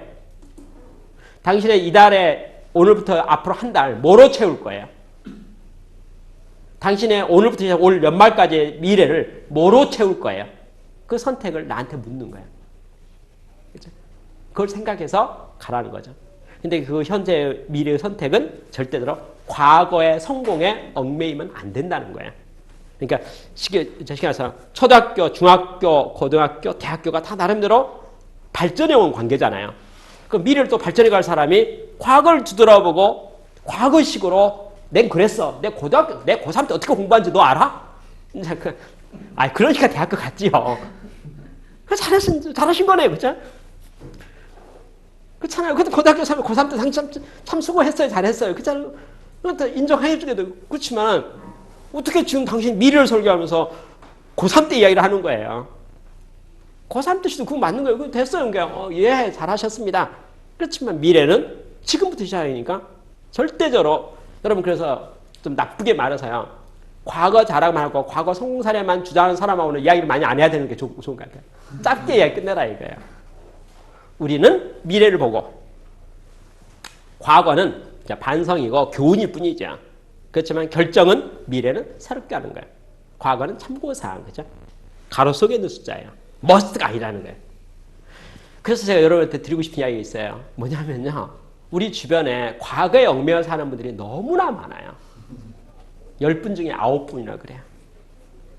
그래서 쓰는 용어가 뭐냐면 세대교체가 필요해요. 내 자신의 세대교체가 필요해요. 내 자신의 사고를 바꿔야 돼요. 그렇죠? 내 자신에게 쉽게 말해서 미래의 모든 의사결정을 과거의 나의 경험과 지식으로 미래를 판단하지 말고 그동안 뒤돌아보면서 오케이, 그죠? 오케이, 딱 하고 이제 미래는 빈 마음으로 백지장에다가 그렇죠? 그림 그린다 생각으로 그럼 미래 그림 어떻게 그려야 돼? 이렇게 보라는 게 그게 두 번째야. 그래서 과거를 벗어나야 돼요. 왜 과거를 벗어나? 이유는 딱 하나예요. 미래는 과거의 연장선상에 있지 않기 때문에 그렇습니다. 그 말이에요. 또 과거의 성공 사례가 미래의 성공 사례가 될 수가 없기 때문에 그렇습니다. 그리고 과거의 성공 사례가 도리어 그대로 똑같이 한다면 구식이기 때문에 미래는 실패 사례가 될 것이 확실합니다. 이런 논리예요. 그러면서 두 번째 뭐라 합니까? 과거의 성공에 얽매이지 마라. 이렇게 말해요. 세 번째입니다. 장기간 거래한 거래처와 그 다음에 그 체인들을 변경할 결단하라 이게. 여러분 우리가 쓰는 매우 좋은 단어가 뭐냐면 안정감이라는 단어예요. 안정감은 뭐냐면 쉽게 말해서 단골이라는 용어예요. 그렇죠? 우리가 일하는 과정 속에 오늘까지 싸우는데 어떻게 하루아침에 됐겠습니까? 축적의 결과 있고 인맥이 있고 다 되잖아요. 그래서 내가 드디어 어떤 자리를 만들어야 되는 거죠. 내가 오늘까지 싸워오는 동안에 많은 과학의 축적의 결과로 오늘까지 온 거잖아요. 그죠? 그 결과로서 오늘이 딱 왔어요. 근데 미래를 딱 가려고 하는데 드디어 뭐 합니까? 전통이, 단골이 앞으로 가려는 내 발을 붙잡고 스톱시키는 거죠. 대표적인 사례 하나 소개할까요? 전 세계 많은 기업마다 기업 환경이 달라요. 그 중에 한 가지 지금은 없어진 회사예요. 휴라페카도 합병됐으니까 컴팩 컴퓨터라는 회사가 있습니다. 컴팩 컴퓨터라는 회사가 사업을 하는데 모든 게 기반이 약했어요. 무슨 말이냐면 예를 들면 컴팩 컴퓨터가 퍼스널 컴퓨터를 만들 때 당시에 최고의 경쟁업체가 IBM이었어요. 근데 IBM은 역사가 100년 된 회사예요. 그러니 컴팩 컴퓨터 역사가 매우 짧은 회사가 100년들 회사하고 경쟁업체하고 싸우려고 보니까 모든 게 약하죠. 그래서 컴팩컴퓨터는 사업을 어떻게 하면 아이를 제낄까 해가지고 드디어 그러니까 전문가 패밀리를 만들었어요. 무슨 말이냐면 내가 혼자 힘으로는 못 이기겠다 그 말이에요. 내가 뿌리가 약하니까. 그래서 먼저 그 뿌리가 깊은 사람들 있잖아요. 다 한 가닥 하는 사람들을 만나가지고 우리가 팀으로 전문가 그룹을 만들어가지고 팀으로 대응하는 거죠. 그 중에 가장 대표적인 게 유통망이었어요. 도매점이나 도매상, 소매상들 있잖아요. 그 유통하는 걸. 쉽게 말해서 이렇게 말하죠. IBM은 역사와 전통이다 보니까 자체 네트워크망이 싹 판매망이 구축되어 있거든요. 근데 컴팩컴퓨터는 자기 힘이 약하니까 조사를 분석해가지고 각 지역마다 최고의 유통을 잘할 수 있는 사람 있잖아요. 도매상, 소매상들을 규합하고 임명하고 팀을 만들어서 드디어 이제 뭐 전국 판매 무슨 지점장 회의 뭐 이런 것들 개최하면서 근데 좋은 사람을 선정해갖고 쫙 했더니 각각의 자기 기량이 좋으니까 성과를 많이 내준 거예요. 많이 팔아준 거예요. 그래서 컴팩컴퓨터 자체로 해서는 판매력이 매우 약했지만은 판매 전문가들을 네트워킹을 해가지고 같은 그룹 팀을 만들어가지고 판매망을 만들어요. 네트워크를 만들어가지고 대응을 해갖고 어느 날 IBM은 제낀 거예요. 성공했지요. 여러분 그러면 컴팩컴퓨터의 마음속에 어떤 마음이 있겠습니까? 판매망에 대한 감사하는 마음이 있죠. 내가 어려웠을 때, 내가 힘이 없을 때, 실력이 없을 때 이 사람들 덕분으로 내가 오늘이 왔다. 그런 마음이 안 들 리가 없지요. 그 다음에 거꾸로 판매망에 관계된 사람도요. 어떤 말이냐면 저 컴팩 그렇잖아요. 실력도 하나도 없는데 판매 빵점인데 내가 도와줘서 오늘이 온 거야. 라고 하는 그런 마음도 있어요. 피착 안에 있어서. 그래서 우리가 남이가 하면서 아주 결속력이 좋아진 거예요. 그런데 여러분 세상이 바뀌어가지고 전자상거래 시대가 온 거예요. 온라인 시장이 온 거예요. 뉴 트렌드에 온라인 시장이 왔는데 온라인 시장은 사이트 만들면 끝인 거예요. 사이트가 판매를 하는 거예요. 델 컴퓨터가 그걸 사이트를 만들었어요. 델 컴퓨터 만들었어요. 시스코도 만들고 이제 드디어 전자상거래 시대가 딱 만들어져서 홈페이지에서 주문받고 판매하는 것이 딱 되는 순간 델 컴퓨터는 새로 사업을 시작하면서 아예 판매망이 없으니까 홈페이지로 딱 사업을 델 컴퓨터 사업을 딱 시작했는데 컴퓨터도 딱 시대의 흐름을 보니까 트렌드를 딱 보니까 뭐가 됩니까? 우리도 해야겠네? 당연히 읽어지는 거죠. 그래서 홈페이지를 딱 만들려고 하고 딱 하려고 하니까 누가 브레이크를 걸어요? 단골이 우리 판매망이 그거 하면 내 몫은 뭐지? 그렇잖아요. 새로운 유통망이 생긴 거예요. 새로운 미래 트렌드만 유통망이 생긴 거예요. 그래서 뭐합니까? 대리점장 회의를 딱 하잖아요.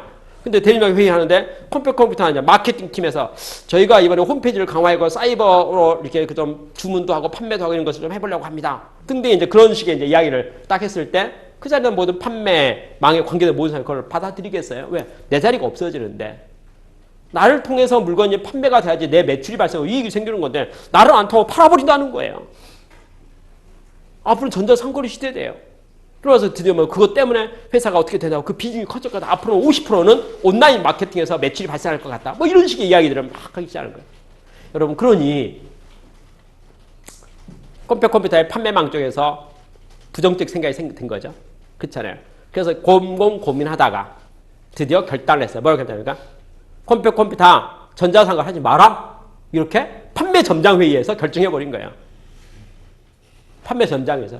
그래서 컴퓨터는 그 말을 거절할 권리가 없어요. 거절할 수가 없어요.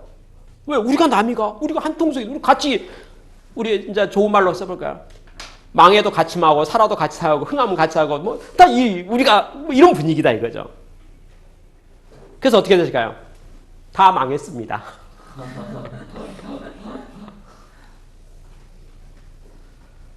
시대는 전자상거래 시대인데, 오래된 단골을 버리지 못해서 같이 망해요. 그래서 어떤 게 필요하겠습니까? 과거의 단절 중에서요. 오래된 장기 고객에게 거래된 거 있잖아요. 그러니까 우리가 오늘의 내가 성공했던 것은 누구 덕분이라고 말한 거 있잖아요. 그 덕분이라고 말하는 것이 미래에 같이 마인드가 있고 같이 가면 얼마나 행복하고 좋겠습니까? 그건 좋은 거죠. 근데 그 중에 발목 붙잡는 단골이 분명히 있을 수가 있잖아요. 이렇게 말하는 거예요. 나는 이대로 살다가 죽을란다. 나는 가기 싫어. 나는 그런 변화 싫어. 귀찮아. 나는 그렇게 안 갈 거야. 라고 말하는 사람이 분명히 그 중에 한 명 있지 않겠습니까? 나랑 같이 가까운 사람이 10명이 밑에서 회의를 하는데 6명은 그래 맞아. 시대가 바뀌는 것 같아. 우리 모두 그렇게 변신하자. 바꾸자고 말하는 사람이 분명히 있겠죠. 그런데 100%는 아니겠죠. 그중에 몇 명 있잖아요. 3명, 4명, 10%, 20%, 30%는 뭐라 했어요? 아, 그렇게 하지 마. 우리 그렇게 안 해왔잖아. 왜 바꾸려고 그래? 아, 귀찮아. 나는 그렇게 안 하겠어. 아, 그냥 안정적으로 해. 안정적으로 해. 이런 사람 목소리가 분명히 있을 거라고요. 그때 우리는 어떤 의사결정을 할 겁니까? 이 말이에요. 그죠? 그때 헤어지는 것도 감수해라는 거예요. 감수하라는 거예요. 과거로부터 벗어날 것도 감수하라는 거예요. 그동안 나의 성공을 위해서 감사했는 모든 제목이 있지만은 장기간 거래했지만은 이제 뭐죠? 헤어지는 준비가 필요하죠. 여러분 어느 조그만 중소기업이 있다고 생각합시다. 창업할 때요. 창업할 때 아무도 우리 회사에 취직하지 않아요. 이유는 세 가지입니다. 1번 월급이 너무 짜요. 뭐 월급 줄 게 없어요. 두 번째 미래가 보장되질 않아요. 그리고 아무도 안 알아줘요. 조그만 벤처기업 창업했는데 누가 알아줍니까? 그래서 대한민국 있는지도 모르는데. 그래서 A급 아주 스타 같은 인물이 그 조그만 이름도 없는 벤처기업 월급 최저임금 준다는데 누가 들어오겠어요? 근데 그러한 나를 내가 그런 조그만 창업했을 때 그러한 나를 그래도 의리 있는 사람이 찾아와가지고 충성스럽게 함께 일했어요. 그 노력의 결과로 회사가 커졌어요. 이제 규모가 커졌어요. 직원도 많아졌어요. 직원도 몇십 명 되기 시작했어요. 매출도 커졌어요. 그런데 창업 동지가요. 영어도 할 줄 모르죠. 수학도 할 줄 모르죠. 마케팅이나 영어도 모르죠. 그렇잖아요. 자, 고객과 상담하는데 말귀를 못 알아듣지요. 그렇잖아요. 근데 창업 동지인데요. 직급은 내가 사장이고 그 친구가 부사장인데. 그렇잖아요. 그럼 부사장을 어떻게 하면 좋을까요? 이런 문제예요. 어떻게 의리상 버릴 수가 있습니까? 그렇죠? 그렇잖아요. 버릴 수 있어요. 미래를 정말 창조하기를 원하는 사람 같으면 아름답게 헤어지는 거 있잖아요. 아름답게 헤어지는 거. 충분한 보상을 해주는 거. 그렇죠? 아름답게 헤어지는 거. 적이 될 수는 없지요. 그다음 공이 있잖아요. 그렇지만 오늘까지 우리가 같이 수고해서 오늘까지 온 건 사실이지만 앞으로 같이 갈 것인가에 대한 문제는 냉정히 판단해 봐야 된다는 거예요. 그래서 우리 중에 함께 미래를 만들어갈 사람이 분명히 있겠죠. 함께 갈 사람이 있잖아요. 그렇지만 이제 헤어져야 될 사람이 있을 수가 있다는 거죠. 단골. 그렇죠? 나는 죽어도 같이 못 가 하면 그럼 같이 안 갈까? 이 문제야. 거기서 우리는 뭐합니까? 장기간의 거래관계를 하더라도 의리가 있어 보인다 할지라도 비즈니스의 미래를 위해서는 뭐합니까? 냉정한 판단이 필요하다는 거예요. 합리적인 판단이 필요하다는 거예요. 그리고 거기에 적절한 애우가 필요하다는 거죠. 아름답게 헤어지기. 우리는요. 지금 현재 하는 모든 일이 영원할 거로 생각해요. 그러나 너무나 슬픈 이야기를 하나 해볼까요? 제가 하고 있는 제 일이 아무리 행복하고 마음에 들고 제가 제 회사에 제가 대표이사라 할지라도 100년 후에도 대표이사는 건 불가능하다는 것은 역사적 사실입니다. 그렇죠? 100년 너무 길게 말했죠. 50년 후에 대표이사 한다는 것이 가능할까요? 그것도 지혜롭지 않습니다. 그렇지요. 어느 때가 되면 저는 모든 걸 내려놓고 물러나야 되는 것이 지극히 상식이잖아요. 그렇죠? 우리가 영원히 갈 수는 없는 거예요. 다만 시간의 이제 타이밍이 언제까지인가 봐야 되는 거죠. 그럼 내가 지금 하고 있는 것도 내가 영원히 못 간다 하면 나와 같이 일하는 모든 동료, 나와 함께 말하는 고객, 나와 함께 일하는 협력업체, 나와 같은 파트너, 직원 모두도 영원성은 없는 거죠. 다만 적절성이 있고 타이밍이 있는 거죠. 그래서 그것을 분별하라는 거예요. 그래서 여러분 비즈니스를 할 때 미래를 창조하려면 과거에 얽매이지 마라. 그렇죠? 과거에 얽매이지 마라. 그러면서 뭐라 합니까? 장기간 거래했던 단골들 있잖아요. 그 사람 때문에 오늘 내가 있어서 정말 감사한 사람들. 감사는 감사한 거죠. 그리고 보상도 해야 되겠죠. 그리고 잘 애우도 해야 되겠네요. 모든 게 덕스러워지고 아름다워야 되지 않겠습니까? 그렇죠? 그래서 그것에 의거해서 거기서 이루어진 대화 가운데 미래를 결정하는 것은 지혜가 아닐 수가 있는 거죠. 케이스 바이 케이스로. 그렇죠? 그래서 우리가 뭐 합니까?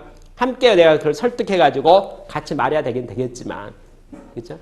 그러나 설득이 안 되고 파라다임이 다르고 미래에 적합하지 않는 동료나 협력업체나 단골이나 고객이 있을 경우에 이제 드디어 뭔가 아름답게 헤어지는 것도 연구해야 되고 결단해야 되고 가야 된다 이거죠.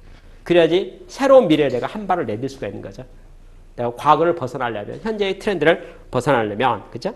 너무 멀리 가 있지 않는가에 대해서 발목 받지 마라. 무슨 말이에요? 너무 멀리 가 있지 않는가? 뭐냐면 당신 너무 엉뚱한 것 같다. 왜 거기까지 가? 야, 조금 하는 건 좋지만, 조금 변신하는 건 좋지만, 거기까지 너무 많이 하는 거 아니야? 라고 해서 우리가 이제 주변의 사람들로부터 우리 쓰는 말이죠. 너무 앞서간다. 너무 멀리 갔지 않느냐? 라는 말도 우리가 하죠. 그럼 우리가 주춤하지요. 뭐냐면 내가 어느 순간 누구를 만났어요. 그리고 누가 아이디어를 말했어요. 그 말 딱 듣는 순간 그럴 것 같아요. 그래서 내가 미래를 도전하려고 생각을 했는데 그래서 뭐 일을 딱 벌리니까 바로 옆에 가까운 사람들이 나한테 이제 한마디 하는 거면 너무 멀리 가는 거 아니야? 너무 멀리 가는 거 아니야? 그렇죠? 이런 말 하면 우리가 주춤하죠. 주춤하죠. 그래서 스톱하죠. 그리고 하고 다시 끌어당기죠. 그래서 우리가 뭐합니까? 개선을 하지만 혁신을 안 하죠. 개선. 조금 좋게는 만들어요. 다시 말해서 아까 말했던 그 연장선상에서 한 걸음 더 나아가긴 하지만은 근본적으로 바꾸는 것을 못해요. 근데 거기에서 우리는 미래는 뭐죠? 어떻게 할 필요가 있어? 멀리 가서 현재를 때리는 거예요. 그러니까 우리가 어떨 필요가 있다는 거냐면 현재에서 스텝 바이 스텝으로 한 걸음 한 걸음 나아가는 것이 현재의 어떤 점진적 전쟁이라면 그렇게 하지 말고 내 몸을 확 공중에 붕 떼갖고 저 타임머신 타고 미래를 딱 미래에 가가지고 딱 보니까 현재의 모습이 갭이 있잖아요. 그래서 미래에 가서 현재를 끌어당겨라 이거예요. 미래에 가서 현재를 끌어당겨라 이거예요. 그런 자세. 내가 타임머신을 타고 멀리 가는 거예요. 멀리 가서 보니까 현재하고 너무 갭이 커요. 그래서 이거 현실화시키기 위해서 현재의 모습을 내가 있는 자리에서 끌어당기는 거예요. 멀리 가서 미래에 가서 당겨야 돼요. 멀면 가깝게 만들면 되죠. 갭을 줄이면 되는 거죠. 그죠? 우리의 미래의 사상과 생각이라고 하는 것은 멀리 갈 수도 있는 거죠. 그래야지 그 멀리 간다는 말이 엉뚱하단 말이에요. 남들이 보니까 참 그 사람 엉뚱해요. 그죠? 참 그 사람은 별나요.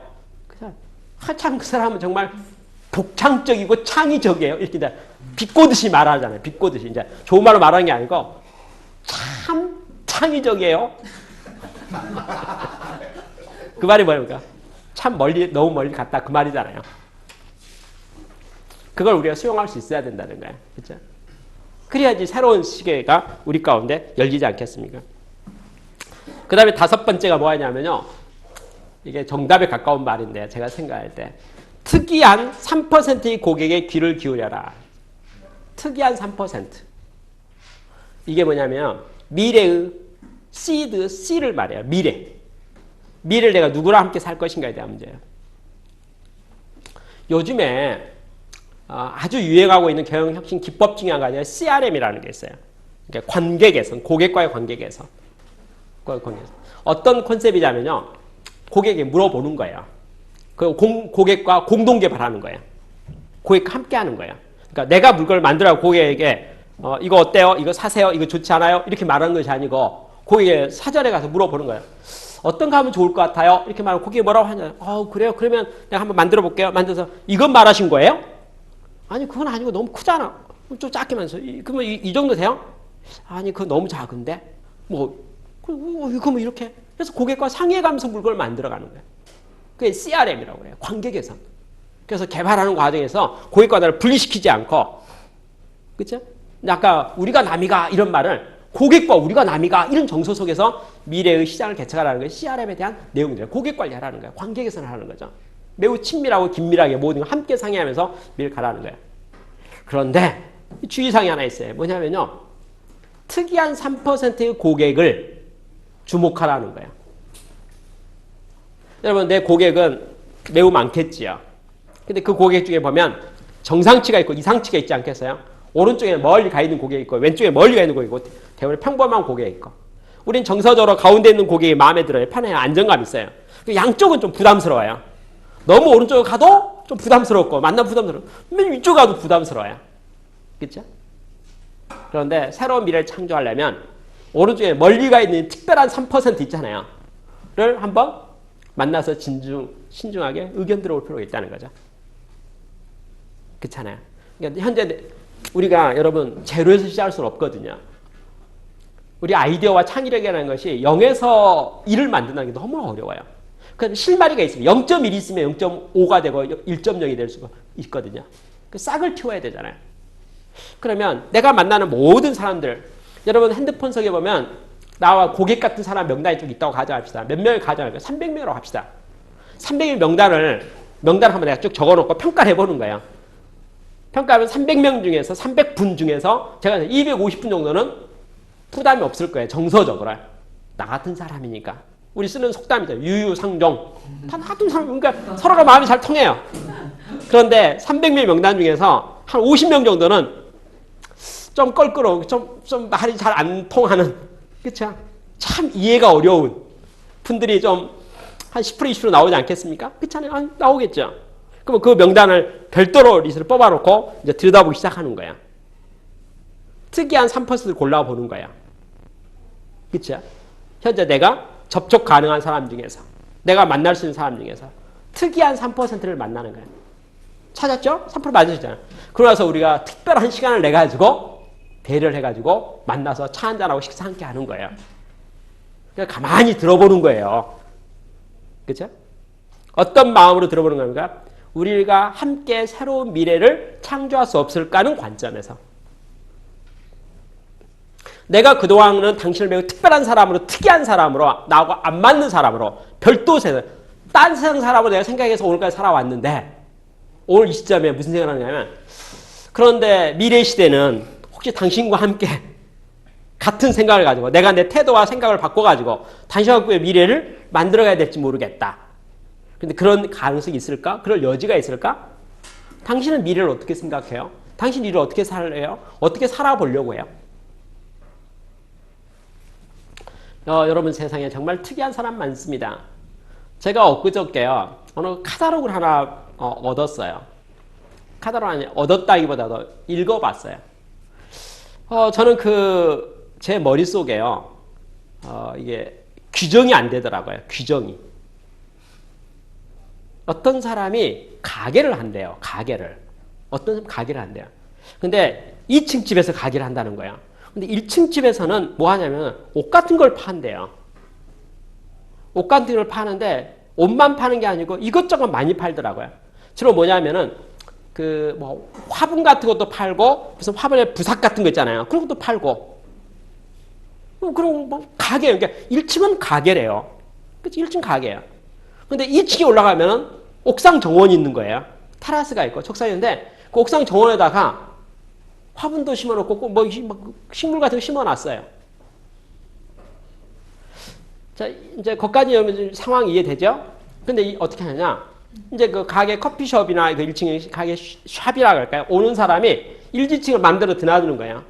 그래서 어떻게 하냐면 1층에서 화분 보고 골라서 하나 사가지고 2층에 올라와서 마당에 있는 것 중에서 골라서 자기가 원하는 것을 부사업으로 가지고 화분에 담아가지고 딱 자기가 메이드해서.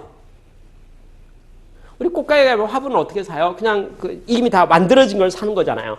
그게 아니고 자 가게 가가지고 가게 가서 뭐 하냐면 화분도 고르고 부삽도 고르고 고른 걸 가지고 2층에 올라가서 세워라 가거라 하고 천천히 앉아서 장난치다가 담아봤다가 마음에 안 들면 다시 엎어서 다시 심고 그렇게 해서 자기 마음에 들어 꼭 골라서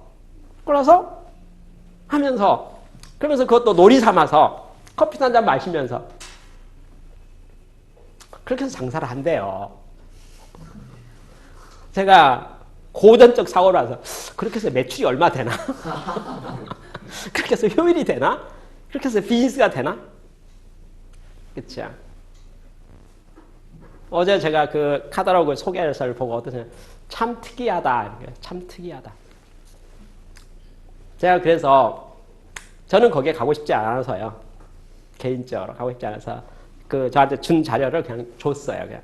주면서 제가 뭐라고 하냐면서 제가 만난 사람들에게 나눠주면서 한번 가보시라고 그랬어요. 한번 가보라고 했어요.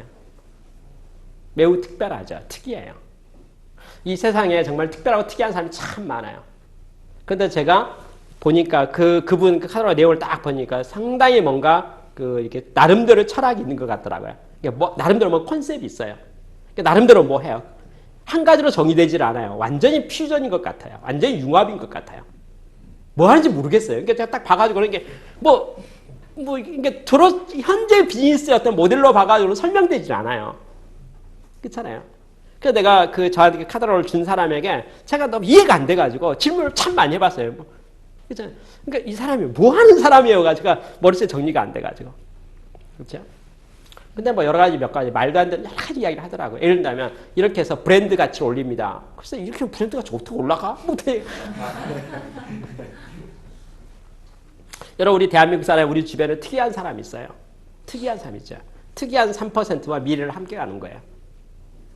저는 그분에 대해서 아까 제가 말한 것은 폄하할 생각은 없어요. 그렇지만 그분은 뭔가 새로운 시도를 하고 있다는 건 분명히 맞는 거고요. 그 다음에 새로운 시도하고 있는 것을 잘 들여다보면 내 분야에 내가 새로운 시도를 뭘 해야 될 거에 대해서 분명히 아이디어와 힌트를 얻을 수 있다는 걸 저는 100% 공감해요. 그렇죠? 그게 중요해요. 그렇죠? 그러니 우리 삶 가운데서 내 주변의 사람을 위해서 특이한 3%를 찾아내야 돼요. 그렇죠? 찾아내고 평소에 나는 특이한 게 우리 유유상종 안 만났어요. 시간도 안 냈어요. 그럼에도 불구하고 하니까 내가 나의 미래를 위해서 나의 새로운 재창조를 위해서 뭐 합니까? 특이한 3%에게 특별히 연락해서 한번 만나봐야 돼요.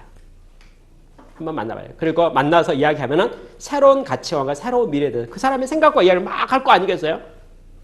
나는 접하지 못한 생각, 그 사람 환상 속에서 그렇죠? 미래를 하면서 막 자기 나름 정의해가지고 막 설명하죠. 그 말 가만히 들어보고 이제 판단해보는 거죠. 아 그래? 그 말이 맞나? 정말 그럴까? 그럼 나는 어떻게 할까? 정말 그렇게 된다면 나는 어떻게 대응하는 게 좋지? 이렇게 생각할 수 있는 실마리가 있어야 되죠. 여러분 절대적으로 0에서 1 만드는 건 어려워요. 근데 실마리가 있으면 우리는 발전시켜 갈 수 있어요. 특이한 3% 고객은 나를 새로운 세상으로 안내해주는 안내자가 돼요. 도우미가 돼요. 얼마나 중요해요. 그렇죠? 그래서 우리는 특이한 3%를 찾아야 되고 그걸 만나야 되고 귀를 기울여서 그거 함께 해야 된다.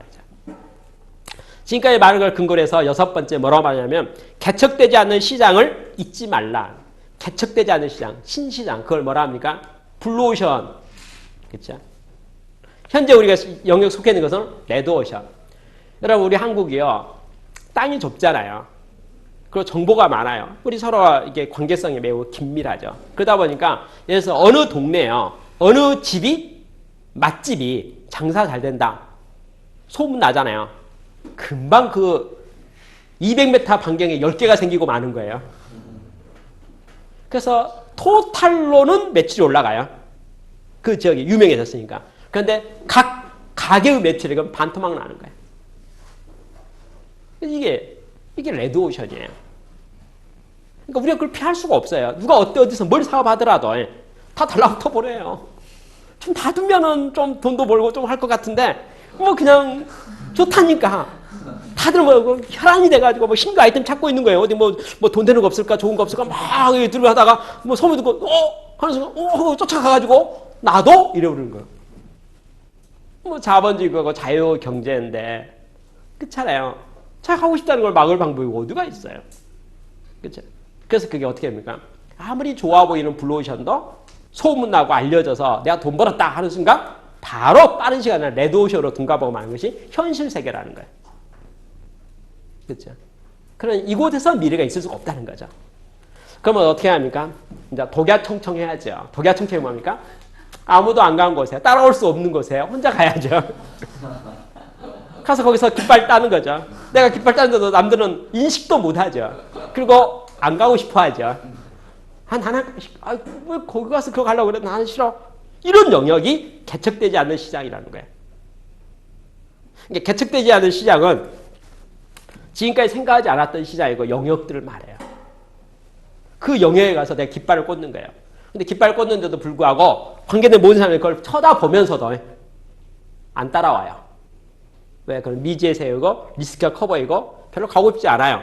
현실에 안주하고 싶지. 그렇죠? 너무 새로운 것에 도전하고 싶지 않아요. 근데 미래는 어떻게 보면 새로운 시장을 개척하는 것이 매우 중요하다는 거죠. 새로운 시장을 개척하는 거. 남이 안 하는 거. 그런데 여러분 요즘에 비즈니스 기회가요. 사실은 새로운 영역이 너무나 많아요. 너무나 많아요. 제가 두 가지 이야기 해볼 테니까 맞는가 보세요. 자, 두 가지의 트렌드가 우리 주변에 존재합니다. 자, 보세요. 1번. 앞으로 대한민국이 경제가 많이 발달하다 보니까 레저 쪽이 계속 발달해 가요. 옛날에는 먹고 살기에 바빴는데 요즘에 보면요. 오늘 토요일 날 비가 오니까 고속도로가 괜찮아요. 도로가. 오늘 비만 안 왔더라면 전 국민 다 벚꽃 축제 가는 거예요. 고속도로가 꽉 막힐 것이 확실해요. 그렇죠? 요즘에 관광지에 가면 콘도들 있잖아요. 펜션들 있잖아요. 그리고 또 뭐 리조트들 있잖아요. 그렇죠? 아주 지금 계속 만들어지고 있어요. 왜? 미래는 레저 시대니까. 미래 레저라고 하는 것은 계속 시대죠. 자, 우리 모두가 트렌드를 보고 있어요. 뭡니까? 아, 미래 시대는 지금보다 더 많이 레저를. 그 사람들이 일하는 거, 돈 모으는 것보다도 나름대로 이제 즐겁게 생활하는 것들, 재밌게 생활하는 것들, 돈 쓰는 거에서 관심이 있다는 거예요. 심지어 뭡니까? 옛날에는 알뜰살뜰 해가지고 집 장만하기 전까지 차도 안 샀다 그 말이에요. 근데 지금은 뭡니까? 차 사는 거 포기하고, 아니, 집 사는 거 포기하고 차부터 사요. 그쵸? 시대가 바뀌었어요. 지금 레저라고 하는 게 유행이 됐어요. 레저가 유행되니까 드디어 옛날보다는 리조트나 펜션이나 콘도 같은 것들이 더 많이 생겨요. 모든 관광지에서. 뭐 우리가 알고 있죠. 자, 그렇습니다. 그러면 봅시다. 어느 관광지에 새로 펜션 하나 오픈했습니다. 리조트로 오픈했어요. 홍보가 필요하죠. 마케팅이 필요하죠. 이름 있는 대기업 계열사의 콘도, 펜션, 리조트는 유명세가 있으니까 검색도 잘 될 수가 있고 찾아갈 수 있는데 새로 누가 어느 관광지에다가 새로 집 하나 지었어요. 누가 찾아올 수 있겠어요? 그래서 그곳에 방문하면 거기에 모든 그 사업을 시작했던 모든 사람은 마케팅과 영업과 판촉과 홍보에 매우 관심이 높겠죠. 다 이해할 수 있죠. 누가 내 좀 장사해줬으면 좋겠다. 누가 내 것 좀 팔아줬으면 좋겠다. 우리 회사, 우리 리조트, 우리 가게 잘 알려줬으면 좋겠다. 소문냈으면 좋겠다. 그런 니즈는 팽배합니다. 어떤 여행을 좋아하는 사람이 전국의 관광지를 돌아다니면서 새로 생긴 리조트, 이거 없었는데 생겼네? 가서 보니까 마음에 들고 좋아요. 그러면 그 주인을 만났습니다. 그럼 내가 이렇게 제안했다고 생각합니다. 제가 좀 발이 넓은 사람인데요. 제가 소개해주면 어때요? 이렇게 말했다고 가정합시다. 당연히 찬성이죠. 소개하면 5% 10% 준다 하겠네요. 그렇지 않겠습니까? 쉽게 말해서 내가 여행을 좋아하는 사람이면 전국의 리조트를 돌아다니면서 새로 생긴 리조트, 새로 생긴 펜션, 콘도를 찾아간 거예요. 새로 생겼다는 것은 보다 신시로 잘 만들었다는 걸 의미해요. 좋아 보여요. 그렇죠? 좋아 보이는데 제가 그곳에서 계약을 했어요. 뭐라고 계약했습니까? 당신은 영업부장 하겠다 그 말이죠. 세일즈를 대행해 주겠다. 내가 당신들 물건 소개해 주겠다. 팔아주겠다. 대신 내가 소개해주면 발생한 매출액의 일정 부분을 나한테 수수료를 줘야 될 거 아니냐 라고 제안했을 때 아마 다 오케이를 할 거예요. 자, 파트 1 끝냈습니다. 파트 2. 우리나라 대기업에요. 이제 대기업의 모든 상황이 어떻게 하면 직원의 복지를 향상시키는 관심이 있어요. 복지 향상에. 그래서 어떻게 하면 직원들을 더 이렇게 잘해줄까 해갖고 많은 복지에 대한 연구를 많이 하는데 옛날에는 복지의 메뉴가 매우 소박했어요. 보너스 많이 주면 돼요. 저희 회사는 보너스 연간 몇 프로 줍니다. 옛날엔 400% 이제 600% 줍니다. 옛날에 400% 지금은 1200% 줍니다. 드디어 그렇게 단순하게 계산해요. 근데 지금은 그렇지 않아요. 마일리지 제도라고 해가지고요. 뭐 포인트도 쌓기도 시작하고 다양한 메뉴들을 이제 선택하더라고요. 그래서 해외 여행을 어떻게 갈 수 있도록 한달지, 아니면 어떻게 외식을 어떻게 하게 한다, 여러 가지만은 다양한 메뉴를 만들어가지고 그렇게 선택하도록 해줘요. 그러면 회사에 인사, 노무, 총무, 사원의 복지를 담당하는 담당자 분명히 있을 거잖아요. 그 담당자는 어떤 힘의 기대치가 있냐면요. 우리 직원들을 저렴한 비용으로 보다 좋게 서비스할 수 있는 무슨 복지제도가 없을까? 이런 데 관심이 있어요. 그럼 그 관심 중에 한 가지로 이런 아이디어를 냈다고 생각합시다. 어떤 아이디어냐면 새로 생긴 좋은 콘도에 저렴한 가격으로 우리 직원들이 원하는 날짜만큼 원하는 시간에 이렇게 여행 갔다 오는 거 있잖아요. 그렇죠? 그러니까 어떤 조건이 되는 직원들에 대해서는 그러면 펜션 같은 거, 콘도나 리조트 같은 걸 잘 계약해가지고 우리 직원들이 일정 범위 내에서 한 달에 며칠을 쓸 수 있도록 하네요. 콘도 회원권 이렇게 말하잖아요. 그런 제도 같은 거 있으면 좋겠다. 이런 생각을 분명히 할 거예요. 그런데 문제는 뭐냐면 일반적으로 대기업의 큰 콘도나 펜션, 리조트는 집중적으로 몰려있기 때문에 서비스 퀄리티가 좋지 않을 수가 있어요. 여름 휴가 때라 한 번에 동시에 몰려버리니까 성수기는 성수기가 되고 그렇죠? 이런 거예요. 서비스 퀄리티에 대해서 좀 불만스러워졌어요. 그러면 제가 또 이제 두 번째 스테이지니까 어느 대기업에 가고 인사노무 총무 담당자, 복륜 담당을 만나가지고 이렇게 말하는 거예요. 제가요 여행을 참 좋아하는 사람입니다. 저는 일주일 내내 전국을 돌아다니면서 구합니다. 제가 귀사의 직원들을 위해서 맞춤형으로 딱 맞는 리조트나 펜션이나 그런 레저에 대한 거 있잖아요. 그걸 내가 딱 하고 서비스를 맞춰가지고 당신이 돌아다녀야 될 것을 내가 다 돌아다녀고 아주 퀄리티 좋게 메뉴를 만들어서 내가 줄 테니까 하실랍니까? 내가 당신 일을 거들어 주겠습니다. 당신 바빠서 못 돌아다니잖아요. 당신 대신 돌아다니기 좋아하는 제가 돌아다니겠습니다. 이럴 수 있죠. 그렇죠? 여러분, 그러면 대기업의 총무 인사 노무 담당자가 뭐합니까? 좋아하겠네요. 자기가 그래서 한번 가봐야 되는데, 답사를 가봐야 되는데, 돌아다니시면서 한다 했잖아요. 자, 그러면 제가 두 개를 이제 매칭합니다. 매칭해요. 저는 대한민국의 대기업으로부터, 큰 조직으로부터 복리후생 담당자를 통해서 우리 직원들의 펜션과 콘도와 레저에 관계된 것을 어떻게 설계할 것인가에 대해서 위탁을 맡았어요. 그 다음에 나는 대한민국 모든 관광지에 새로 생긴 정말 시설도 좋고 장점 있는 그곳에 내가 뭘 맡았어요? 영업부장을 맡았어요. 영업대행을 맡았어요. 그럼 내 방에 앉아서, 그쵸? 포트폴리오를 만드는 거죠. 짜는 거죠. 그렇잖아요. 그래서 그걸 딱 짜가지고 프로포즈를 하는 거죠. 그러면 대기업에서는 수수료를 받을 수 있겠네요. 업무 대행을 해줬으니까. 아웃소싱해서 해준 거잖아요. 그러니까 해준 곳에서 또 양질이잖아요. 이거 제가 이거 다 돌아가니까 하는데 시간 엄청 많이 든 겁니다. 이렇게 말할 수 있잖아요. 사실이고. 그렇죠? 그렇게 해서 딱 해서 어레인지를 해가지고 대기업으로부터 수수료를 받고 또 그렇게 해서 일이 이루어지니까 직원이 드디어 그 계약에 의거해서 방문해서 일을 하게 되니까 영업이 이루어졌으니까 여기도 수수료 받고 양쪽으로 수수료 받을 수 있겠죠. 그렇잖아요. 어떤 사람이 3년 전에 그 일을 시작해가지고 대기업 5군데를 계약했는데 한 곳에 계약금이 한 10억씩 했더라고요. 왜냐하면 대기업이니까. 5곳 계약했더니 사업 첫 해년도에 50억의 매출 딱 올렸어요.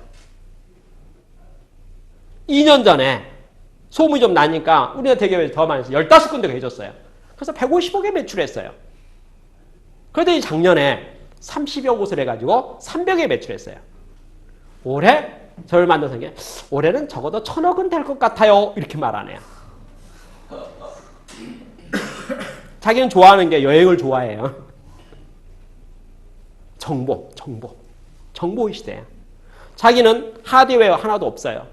그렇잖아요. 다 남들이 하드웨어 다 투자하는 거죠. 그렇죠? 시대가 변하고 있잖아요. 대기업은 대기업대로 어떤 요구사항이 계속 치밀했는데 그 직원들이 그걸 100% 수용하기 한계가 있어서 아웃소싱의 필요성이 생기는 거죠. 또 이쪽도 생기는 그걸 잘 내가 정보 수집해가지고 그걸 어떻게 합니까? 안 되겠죠. 근데 그러한 비즈니스는 과거는 없었다 그 말이죠. 왜 없었을까요? 과거 대한민국 먹고 살기 힘든 무슨 레저가 있고 펜션이 있고 콘도가 있고 리조트가 있냐 이거 없었다 이거예요. 그 과거에 당장 직원들 월급 많이 주고 그것에 바빴지 복리후생 차원에서 뭐 콘도 리조트 찾아줄 생각은 없었다 이거예요. 근데 현재와 미래는 존재하는 거죠. 과거는 없었지만 미래는 존재하는 거죠. 그래서 어떤 사람이 그걸 착안해가지고 비즈니스를 시작했어요. 사업 당연히 잘 되죠. 그죠? 여러분, 과거에 없었던 시장은 현재와 미래에 존재합니다. 우리가 조금 더 내가 갖고 잘하는 나의 장점이 뭔가 생각해서 동굴고 서로 봐서 양쪽을 매칭하게 되면 새로운 비즈니스 모델은 생길 수 있는 것이 무한정 있다는 거예요. 그렇죠? 그걸 골라내가지고 찾아내가지고 도전하게 해줘요. 그래서 뭐합니까? 개척되지 않는 시장에 도전하고 찾아보고 잊어버리지 말고 그쪽에 가라라고 하는 것이 6번째. 7번째는 새롭게 구성된 소비자층을 찾아라. 새롭게 구성 소비자층. 아까 말했던 것은 개척되지 않은 시장이라고 했는데 영역이라고 해요. 사업 영역을 말해서. 그러니까 과거에는 그런 직업이 없었어요. 근데 현재와 미래에 생기는 직업이 여기 있을 거잖아요. 근데 이제 새롭게 구성된 소비자층을 찾아라. 과거에는 없는 계층이 있었어요. 근데 시대가 바뀌어가니까 새로운 계층들이 생기고 새로운 세대가 생기고 그룹이 생겨지고 생기는 거죠. 그러면 그쪽에 새로운 계층의 서비스가 창출이 필요한 거죠. 옛날에 없었던 모임이 만들어졌어요. 그렇죠? 그럼 그 모임의 대상으로서 도와주는 서비스와 비즈니스 모델은 또 생길 수 있는 거죠. 그렇죠? 그러니까 과거를 보지 말고 미래 시대에 어떤 모임이 만들어지고 있고 어떤 그룹이 만들어지고 있고 어떤 계층이 생기고 있고 어떤 것이 생기는가. 과거에 없었던 게 뭐가 생기는가를 사람을 주목해가지고 모임을 주목해가지고 그룹들을 쭉 보면서 그런 영역이 있다면 내가 거기에 도전해가지고 그걸 가야 될 거 아닌가. 이런 것을 생각할 수 있겠죠. 그렇죠? 8번째는 변덕스러운 투자자들에게 영향을 받지 말아야 했어요. 변덕스러운 투자자라는 게 뭐냐면요. 과거의 모든 논리는 뭐냐면 여하튼 돈이에요. 돈이에요. 사업을 하는 데 있어서 돈이라고 하는 것은 어떻게 될까요? 바로 모든 게 확실하면 좋겠지만 미래가 너무나 불확실하기 때문에 뭐가 될까요? 때가 걸리는 것도 있을 수가 있겠죠. 그래서 뭐 합니까? 내가 벤처 캐피탈을 만났다, 투자를 받았다 할 때 미리 잘 선언하라는 거예요. 뭐냐면 이렇게 약속하지 말라는, 돈으로 계산하지 말라는 거야. 내가 3년 내에 당신이 투자한 금액의 10배는 벌어주겠다. 이런 소리는 하지 말라 그 말이에요. 당신들 투자하는 것은 사업을 보고 투자하는 것이 아니고 아이템 보고 투자하는 거고 나보고 투자하는 거예요. 이 말이에요. 당신들 투자하는 것은 내가 어떤 사업을 갖고 어떤 영역에서 뭘 해갖고 매출을 얼마 올리겠다는 그래프 있잖아요. 그걸 보고 투자하는 것이 아니고 내가 이런 방향 사업할 거니까 나보고 투자하려면 투자하고 나 믿고 투자하려면 투자하고 나 못 믿고 투자하지 말고 이렇게 말하라 이거예요. 만약에 숫자를 약속하고 숫자로 가버리면 내가 숫자의 노예가 돼버리기 시작해요. 이제 무리수 쓰기 시작해요. 빨리 저급하게 성과 내려고 하는 거죠. 그럼 일 꼬이죠. 무리수를 두게 되죠.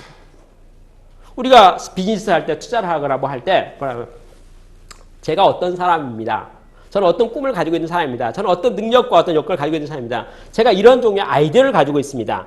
내가 이렇게 좀 하고 싶은 생각이 있습니다. 그리고 내 생각에는 이런 데이터와 정보를 보니까 이렇게 될 것 같습니다. 그래서 내가 이런 일을 하려고 하는데 잘만 된다면 이렇게 될 것 같긴 한데 내가 뭐 이렇게 되도록 최선의 노력을 해서 다 해볼 생각입니다. 그러한 나를 신뢰할 수 있고 믿을 수 있으면 나한테 투자하십시오. 그래서 내가 뻣뻣이 서야 되죠. 내가 꿀리면 안 되죠. 내가 휘둘리면 안 되죠. 사업은 사람이 하는 거예요. 기업도 사람이에요. 사람이 더 중요해요. 누가 중요합니까? 내가 중요해요. 미래는 내가 개척합니다. 미래는 내가 끌어갑니다. 결과는 노력하겠습니다. 내가 할 수 있는 최선의 노력을 다하겠습니다. 그걸 믿고 날 투자하십시오라고 해서 투자자에게 휘둘리지 말라. 그죠? 왜? 미래라고 하는 것은 불확실성이 너무 많으니까 숫자와 계획대로 절대 될 리가 없죠. 그렇잖아요. 그럼 그것 때문에 좌절하면 안 되니까. 그죠? 그래서 변덕스러운 투자자들. 변덕스러운 투자자는 너무 조급증에 있잖아요. 그럼 이제 당당하게 기다리라 이거죠. 말할 수 있어야 될 것이 아닌가. 그죠? 9번째, 스스로의 결정을 확신하라 그랬어요. 스스로의 결정을 확신하라. 미래는 불확실합니다. 우리가 가지 않는 길이 있어요. 우리는 항상 매일같이 결단과 결정 가운데 선택하는 가운데 존재하거든요. 근데 우리가 하나를 선택하는 순간 선택되지 않는 길이 있어요. 뒤돌아보니까 아쉬워요. 가다 보니까 팍팍해요. 어려워요. 그러면 다시 내가 그때 그랬으면 더 좋았을 것 같은데 내가 괜히 이거 한다 해가지고 내가 이진기에 빠졌다. 이런 마음이 아쉬움이 생기는 것이 우리 사람 마음에 항상 존재할 수 있다는 거예요. 그렇죠? 그런데 정답이 뭐냐면요. 주사위는 던져졌고 미래는 어디 가더라도 불확실하고 결정했는데 뭐하려고 뒤돌아보냐 이게. 스스로 결정하게 돼서 드디어 뭡니까? 그쪽으로 결단하고 그쪽으로 올인하라는 거죠. 여러분 제가 두 가지 이야기 해볼까요? 공무원 사회에 있는 모든 분들은요. 일반 대기업에 근무하는 사람들은 상사원들을 부러워합니다. 너무 다이나믹해요. 뭐 해외 출장 다닌다고 하는 거예요. 나는 공무원으로서 1년 내내 가면 해외 출장 진짜 5년 동안 한 번도 못 가봤는데 누구니까 지난주에 뭐 홍콩 다녀왔다고 그 다음에 뭐 이번 제가 바빠요. 요즘에 제가 바빠서요. 한 달 4주 중에 3주를 밖에 돌아다니는데 이제 여독이 쌓이는 것 같아요. 뭐 이런 말에 대해서 너무나 부러워하는 거예요. 나도 비행기 타서 살고 싶어. 그렇죠? 여러분 공무원 사회에 있는 사람들은 안정적인 가만히 앉은 사람들은 돌아다니는 사람이 너무 부러워 마음에 들어 보이는 거예요. 반대 대기업의 상사원 공무원을 딱 보니까 참 부러워요. 너무나 안정적이에요. 정년이 보장된대요. 나는 3년 5년인지 모르겠는데 나는 투잡 3잡을 해야 될 것 같은데 그래서 어떤 일이 생겼습니까? 남의 떡이 커 보이는 거예요. 그렇잖아요. 그럼 남이 커 보인다고 공무원 사람 공무원 다 그만두고 다 상사원 되고 상사 다 그만두고 다 공무원 되고 그렇죠?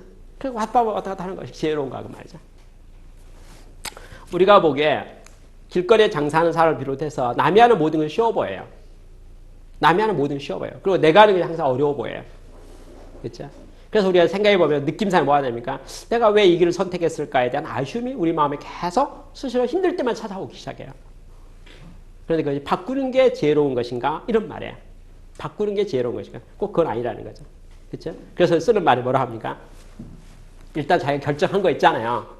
한 번 더 마음 먹고 확신하라 이거예요. 자기가 결정한 것은 확신하라 이거예요. 그쪽으로 주사위 던져버린 주사위 있잖아요. 무조건 성공시키라 그 말이에요. 본인이 결정했으니까 잘 돼야죠. 그러니까 결정했으면 잘 되도록 하라 이거야. 결정하면 올인하라 이거야. 반드시 노력해갖고 하는 거야. 인디언 추장은 비가 안 오면 기우제를 지냅니다. 인디언 추장이 기우제를 지내면 100% 반드시 비가 옵니다. 왜일까요? 비 올 때까지 기우제 지내니까. 성공과 실패는 무엇일까요? 뜻을 세우고 나서 가다가 힘들어서 멈춰버리면 중단됐기 때문에 실패로 합니다. 될 때까지 해갖고 이루어버리면 성공이라고 하는 겁니다. 선택은 자유예요. 그러나 선택하고 결단했으면 확신하고 올인해가지고 성과를 내라는 것이 미래를 도전하는 지혜입니다. 마지막 10번째. 미친 문화에 만들어라. 미친 문화. 미친 문화는 뭐냐면 제가 요즘에 많은 사람을 만나고 느낀 생각이 딱 한마디 결론을 딱 말하면요. 어떠냐면 자기 하고 싶은 걸 해갖고 성공 안 한 사람 한 명도 없고요. 시켜서 하는 것 중에 성공한 사람이 없더라고요. 너무나 명확해요. 그러니까 일이라는 게 있잖아요. 나는 하고 싶지 않는데 당연히 그거 해야 될 거 아니냐고 떠밀려 가지고 앉아있는 사람 잘 되지 못해요. 성과가 안 나와요. 퍼포먼스나 모든 면에서 약해요. 그런데 나 이거 하고 싶어요. 나 이거 할래요. 라고 붙잡는 사람 있잖아요. 자기 하고 싶은 거 하는 사람 있잖아요. 반드시 그쪽에 일을 이루어요. 그래서 지혜가 뭐냐면요. 남 볼 필요가 없어요. 나는 뭐에 미칠 사람이 될 것인가. 그게 선택하는 게 중요해요. 나는 뭐에 미칠 것이냐는 거야. 나의 미래는 내가 어디에 미칠 거냐. 어디에 폭 빠질 거냐 이거야. 거기서 살 거냐 이거야. 미친 듯이 살 거냐 이거야. 그래서 내가 미쳐야 될 영역. 그거 뭡니까? 남 눈치 보지 말고 남 생각하지 말고 시키는 거 하지 말고 내가 하고 싶은 거, 내가 재미있을 거, 내가 즐거울 거, 내가 그 전에서 24시간 잠 한숨 안 자고 있더라도 행복할 수 있는 그 영역이 뭐냐는 거야. 그걸 정하라는 거야. 미치고 싶은 영역을 정하고 미쳐라는 거야. 그러면 새로운 세계가 열린다는 것이 이 책의 결론이에요. 여러분 제가 10가지 설명했지요. 10가지 설명이 뭐냐면 한마디로 설명하면 현상을 타파하고 현재를 내려놓고 새로운 것에 도전해서 새로운 미래를 새롭게 재창조하라. 그죠? 라고 하는 내용으로 볼 수가 있습니다. 자, 그러면 거기서 이제 파트 3를 보면서 이제 몇 가지 조언이 나왔어요. 그 조언들 간단하게 설명해 볼 테니까 한번 똑같은 말의 반복이니까 들어보시면 정복하지 않으려면 떠나라. 그죠? 정복하지 않을 바에야 차라리 떠나라. 그리고 큰 의미의, 더 큰 의미의 회사와 비즈니스를 창조해봐라. 계속해서 매력적인 제품들을 연구해보고 만들어보고 시도해보고 도전해봐라. 소비자에 대해서 완전 감동에 대한 아이디어를 한번 연구해봐라. 보이지 않는 곳에서 혁신을 해봐라. 그리고 애매하게 막연하게 합병하거나 합계하지 말고 그냥 분위기 좋다고 하지 말고 성과와 효과를 생각해서 합병하든지 함께 동역을 하고 동업자를 만들어라. 그냥 막연한 분위기상으로 환경이 좋다니까 그렇게 한다. 그렇게 하지 말라는 거죠. 그죠? 그러면 새로운 시장을 개척하려면 결국 제품과 아이디어도 있어야 되면 고객도 있어야 되죠. 새로운 고객도 창출해야 되잖아요. 그렇죠? 그러면 고객을 어떻게 창출할 것인가에 대해서 몇 가지 코멘트들이 있는데 제가 낭독 한번 해볼게요. 1번. 당신 자신을 상품화시켜라. 당신이 상품이다. 고객 앞에서. 제품이 상품이 아니고 당신이 상품이다. 당신이. 그렇죠? 내가 만든 물건이 상품이고 내가 상품이다. 그렇죠? 리스크 안고 가라. 리스크. 그렇죠? 미래에 대해서 리스크를 안고 가라. 그리고 새로운 길을 개척하는 개척자의 정신을 가져라. 그리고 소비자와 고객에 집중해라. 그리고 재능 있는 인재를 찾아봐라. 사람을 함께 일할 사람. 그런데 미래에 재능 있는 사람을 찾아서 사람을 해라. 어떤 일을 시작했으면 미친 듯이 그 일에 몰두해가지고 결국 가속도를 올려라. 가속도를, 속도를 더 올려라. 그리고 투명성을 유지해라. 여러분 정직은 최선의 정책입니다. 거짓말하기 시작하면요. 거짓말이 거짓말하고 자기가 뭔 거짓말인지 몰라가지고 이제 헤매다가 결국 자기 발목에 자기가 붙잡히고 마는 것이 세상이에요. 그렇죠? 정직하면 꿀릴 게 없기 때문에 투명성을 가는 것, 정직한 것은 아주 상쾌하게 앞을 나아갈 수 있어요. 그래서 미래 시대는 투명성의 시대입니다. 그렇죠? 우선순위 항목을 최소화시켜서 하나하나 두 개만 해라. 욕심내는 거 있잖아요. 다 잘을 하지 말고 우선순위를 고르긴 고르는데 그것을 최소화시켜서 하나하나 두 개만 해라. 그렇죠? 그리고 새로운 생소한 사람들과 계속 팀을 만들어라. 외부인 있잖아요. 인너서클 말고 아웃. 그렇죠? 밖에 나와 다른 사람들과 팀을 만들어서 그들의 의견을 계속 받아들여라. 그렇죠? 현재 하고 있는 것 언제 스톱할지도 생각해봐라. 현재 하고 있는 것 언제 그만둘지도 생각해봐라. 왜? 미래의 모든 것은 영원하지 않기 때문에. 현재 미래를 새로 만들어 또 그 자체도 뭐합니까? 또 바꿔야 될 혁신의 대상이 된다는 것을 생각해봐라. 이렇게 말해요. 제가 여러분에게 어떻게 하면 경쟁에서 앞서갈 것인가? 어떻게 하면 현상을 타파할 것인가? 그리고 현재를 벗어나서 어떻게 차별화를 실현할 것인가에 대한 내용을 설명했습니다. 그렇죠? 그 내용을 한마디로 정리하면 이런 말이 되겠네요. 현재 우리 주변에 존재하는 모든 가치관 있잖아요. 가치관을 우리가 벗어날 마음을 비워놔야 되겠다. 그렇죠? 그리고 완전히 우리가 새 출발하는 자고로 우리가 초심이라는 용어 있잖아요. 우리가 뭐 이렇게 학교를 졸업하고 사회에 딱 나오거나 첫 직장을 딱 첫 출근을 딱 하면은 긴장감이 있잖아요. 그죠? 긴장감에서 내가 이제 잘해야지. 모든 것에서 호기심도 있고 생소하기도 하고 그 두려움도 약간 있고 그게 초심이잖아요. 그렇죠? 마음의 각오하고 어떤 건 뭐든지 배워가지고 뭐든지 잘해갖고 자리 잡고자 하는 그런 열정을 가지고 있는 게 초심이죠. 그렇죠? 우리는 비즈니스의 모든 영역 가운데 항상 그런 마음의 자세를 가지고 지금이 초심입니다. 지금이 시작입니다. 그동안의 모든 과정은 현재와 미래를 위한 준비였고 연습이었고 연습게임이었고 훈련을 받은 겁니다. 내가 그 경험과 지식을 바탕으로 해서 새로운 미래에 이제 드디어 뭔가 스타트 도전합니다. 새로운 세상을 내가 창조하고 만들겠습니다. 그런 각오와 마음가짐을 가지고 이 일을 시작할 것 이렇게 말하고 있습니다.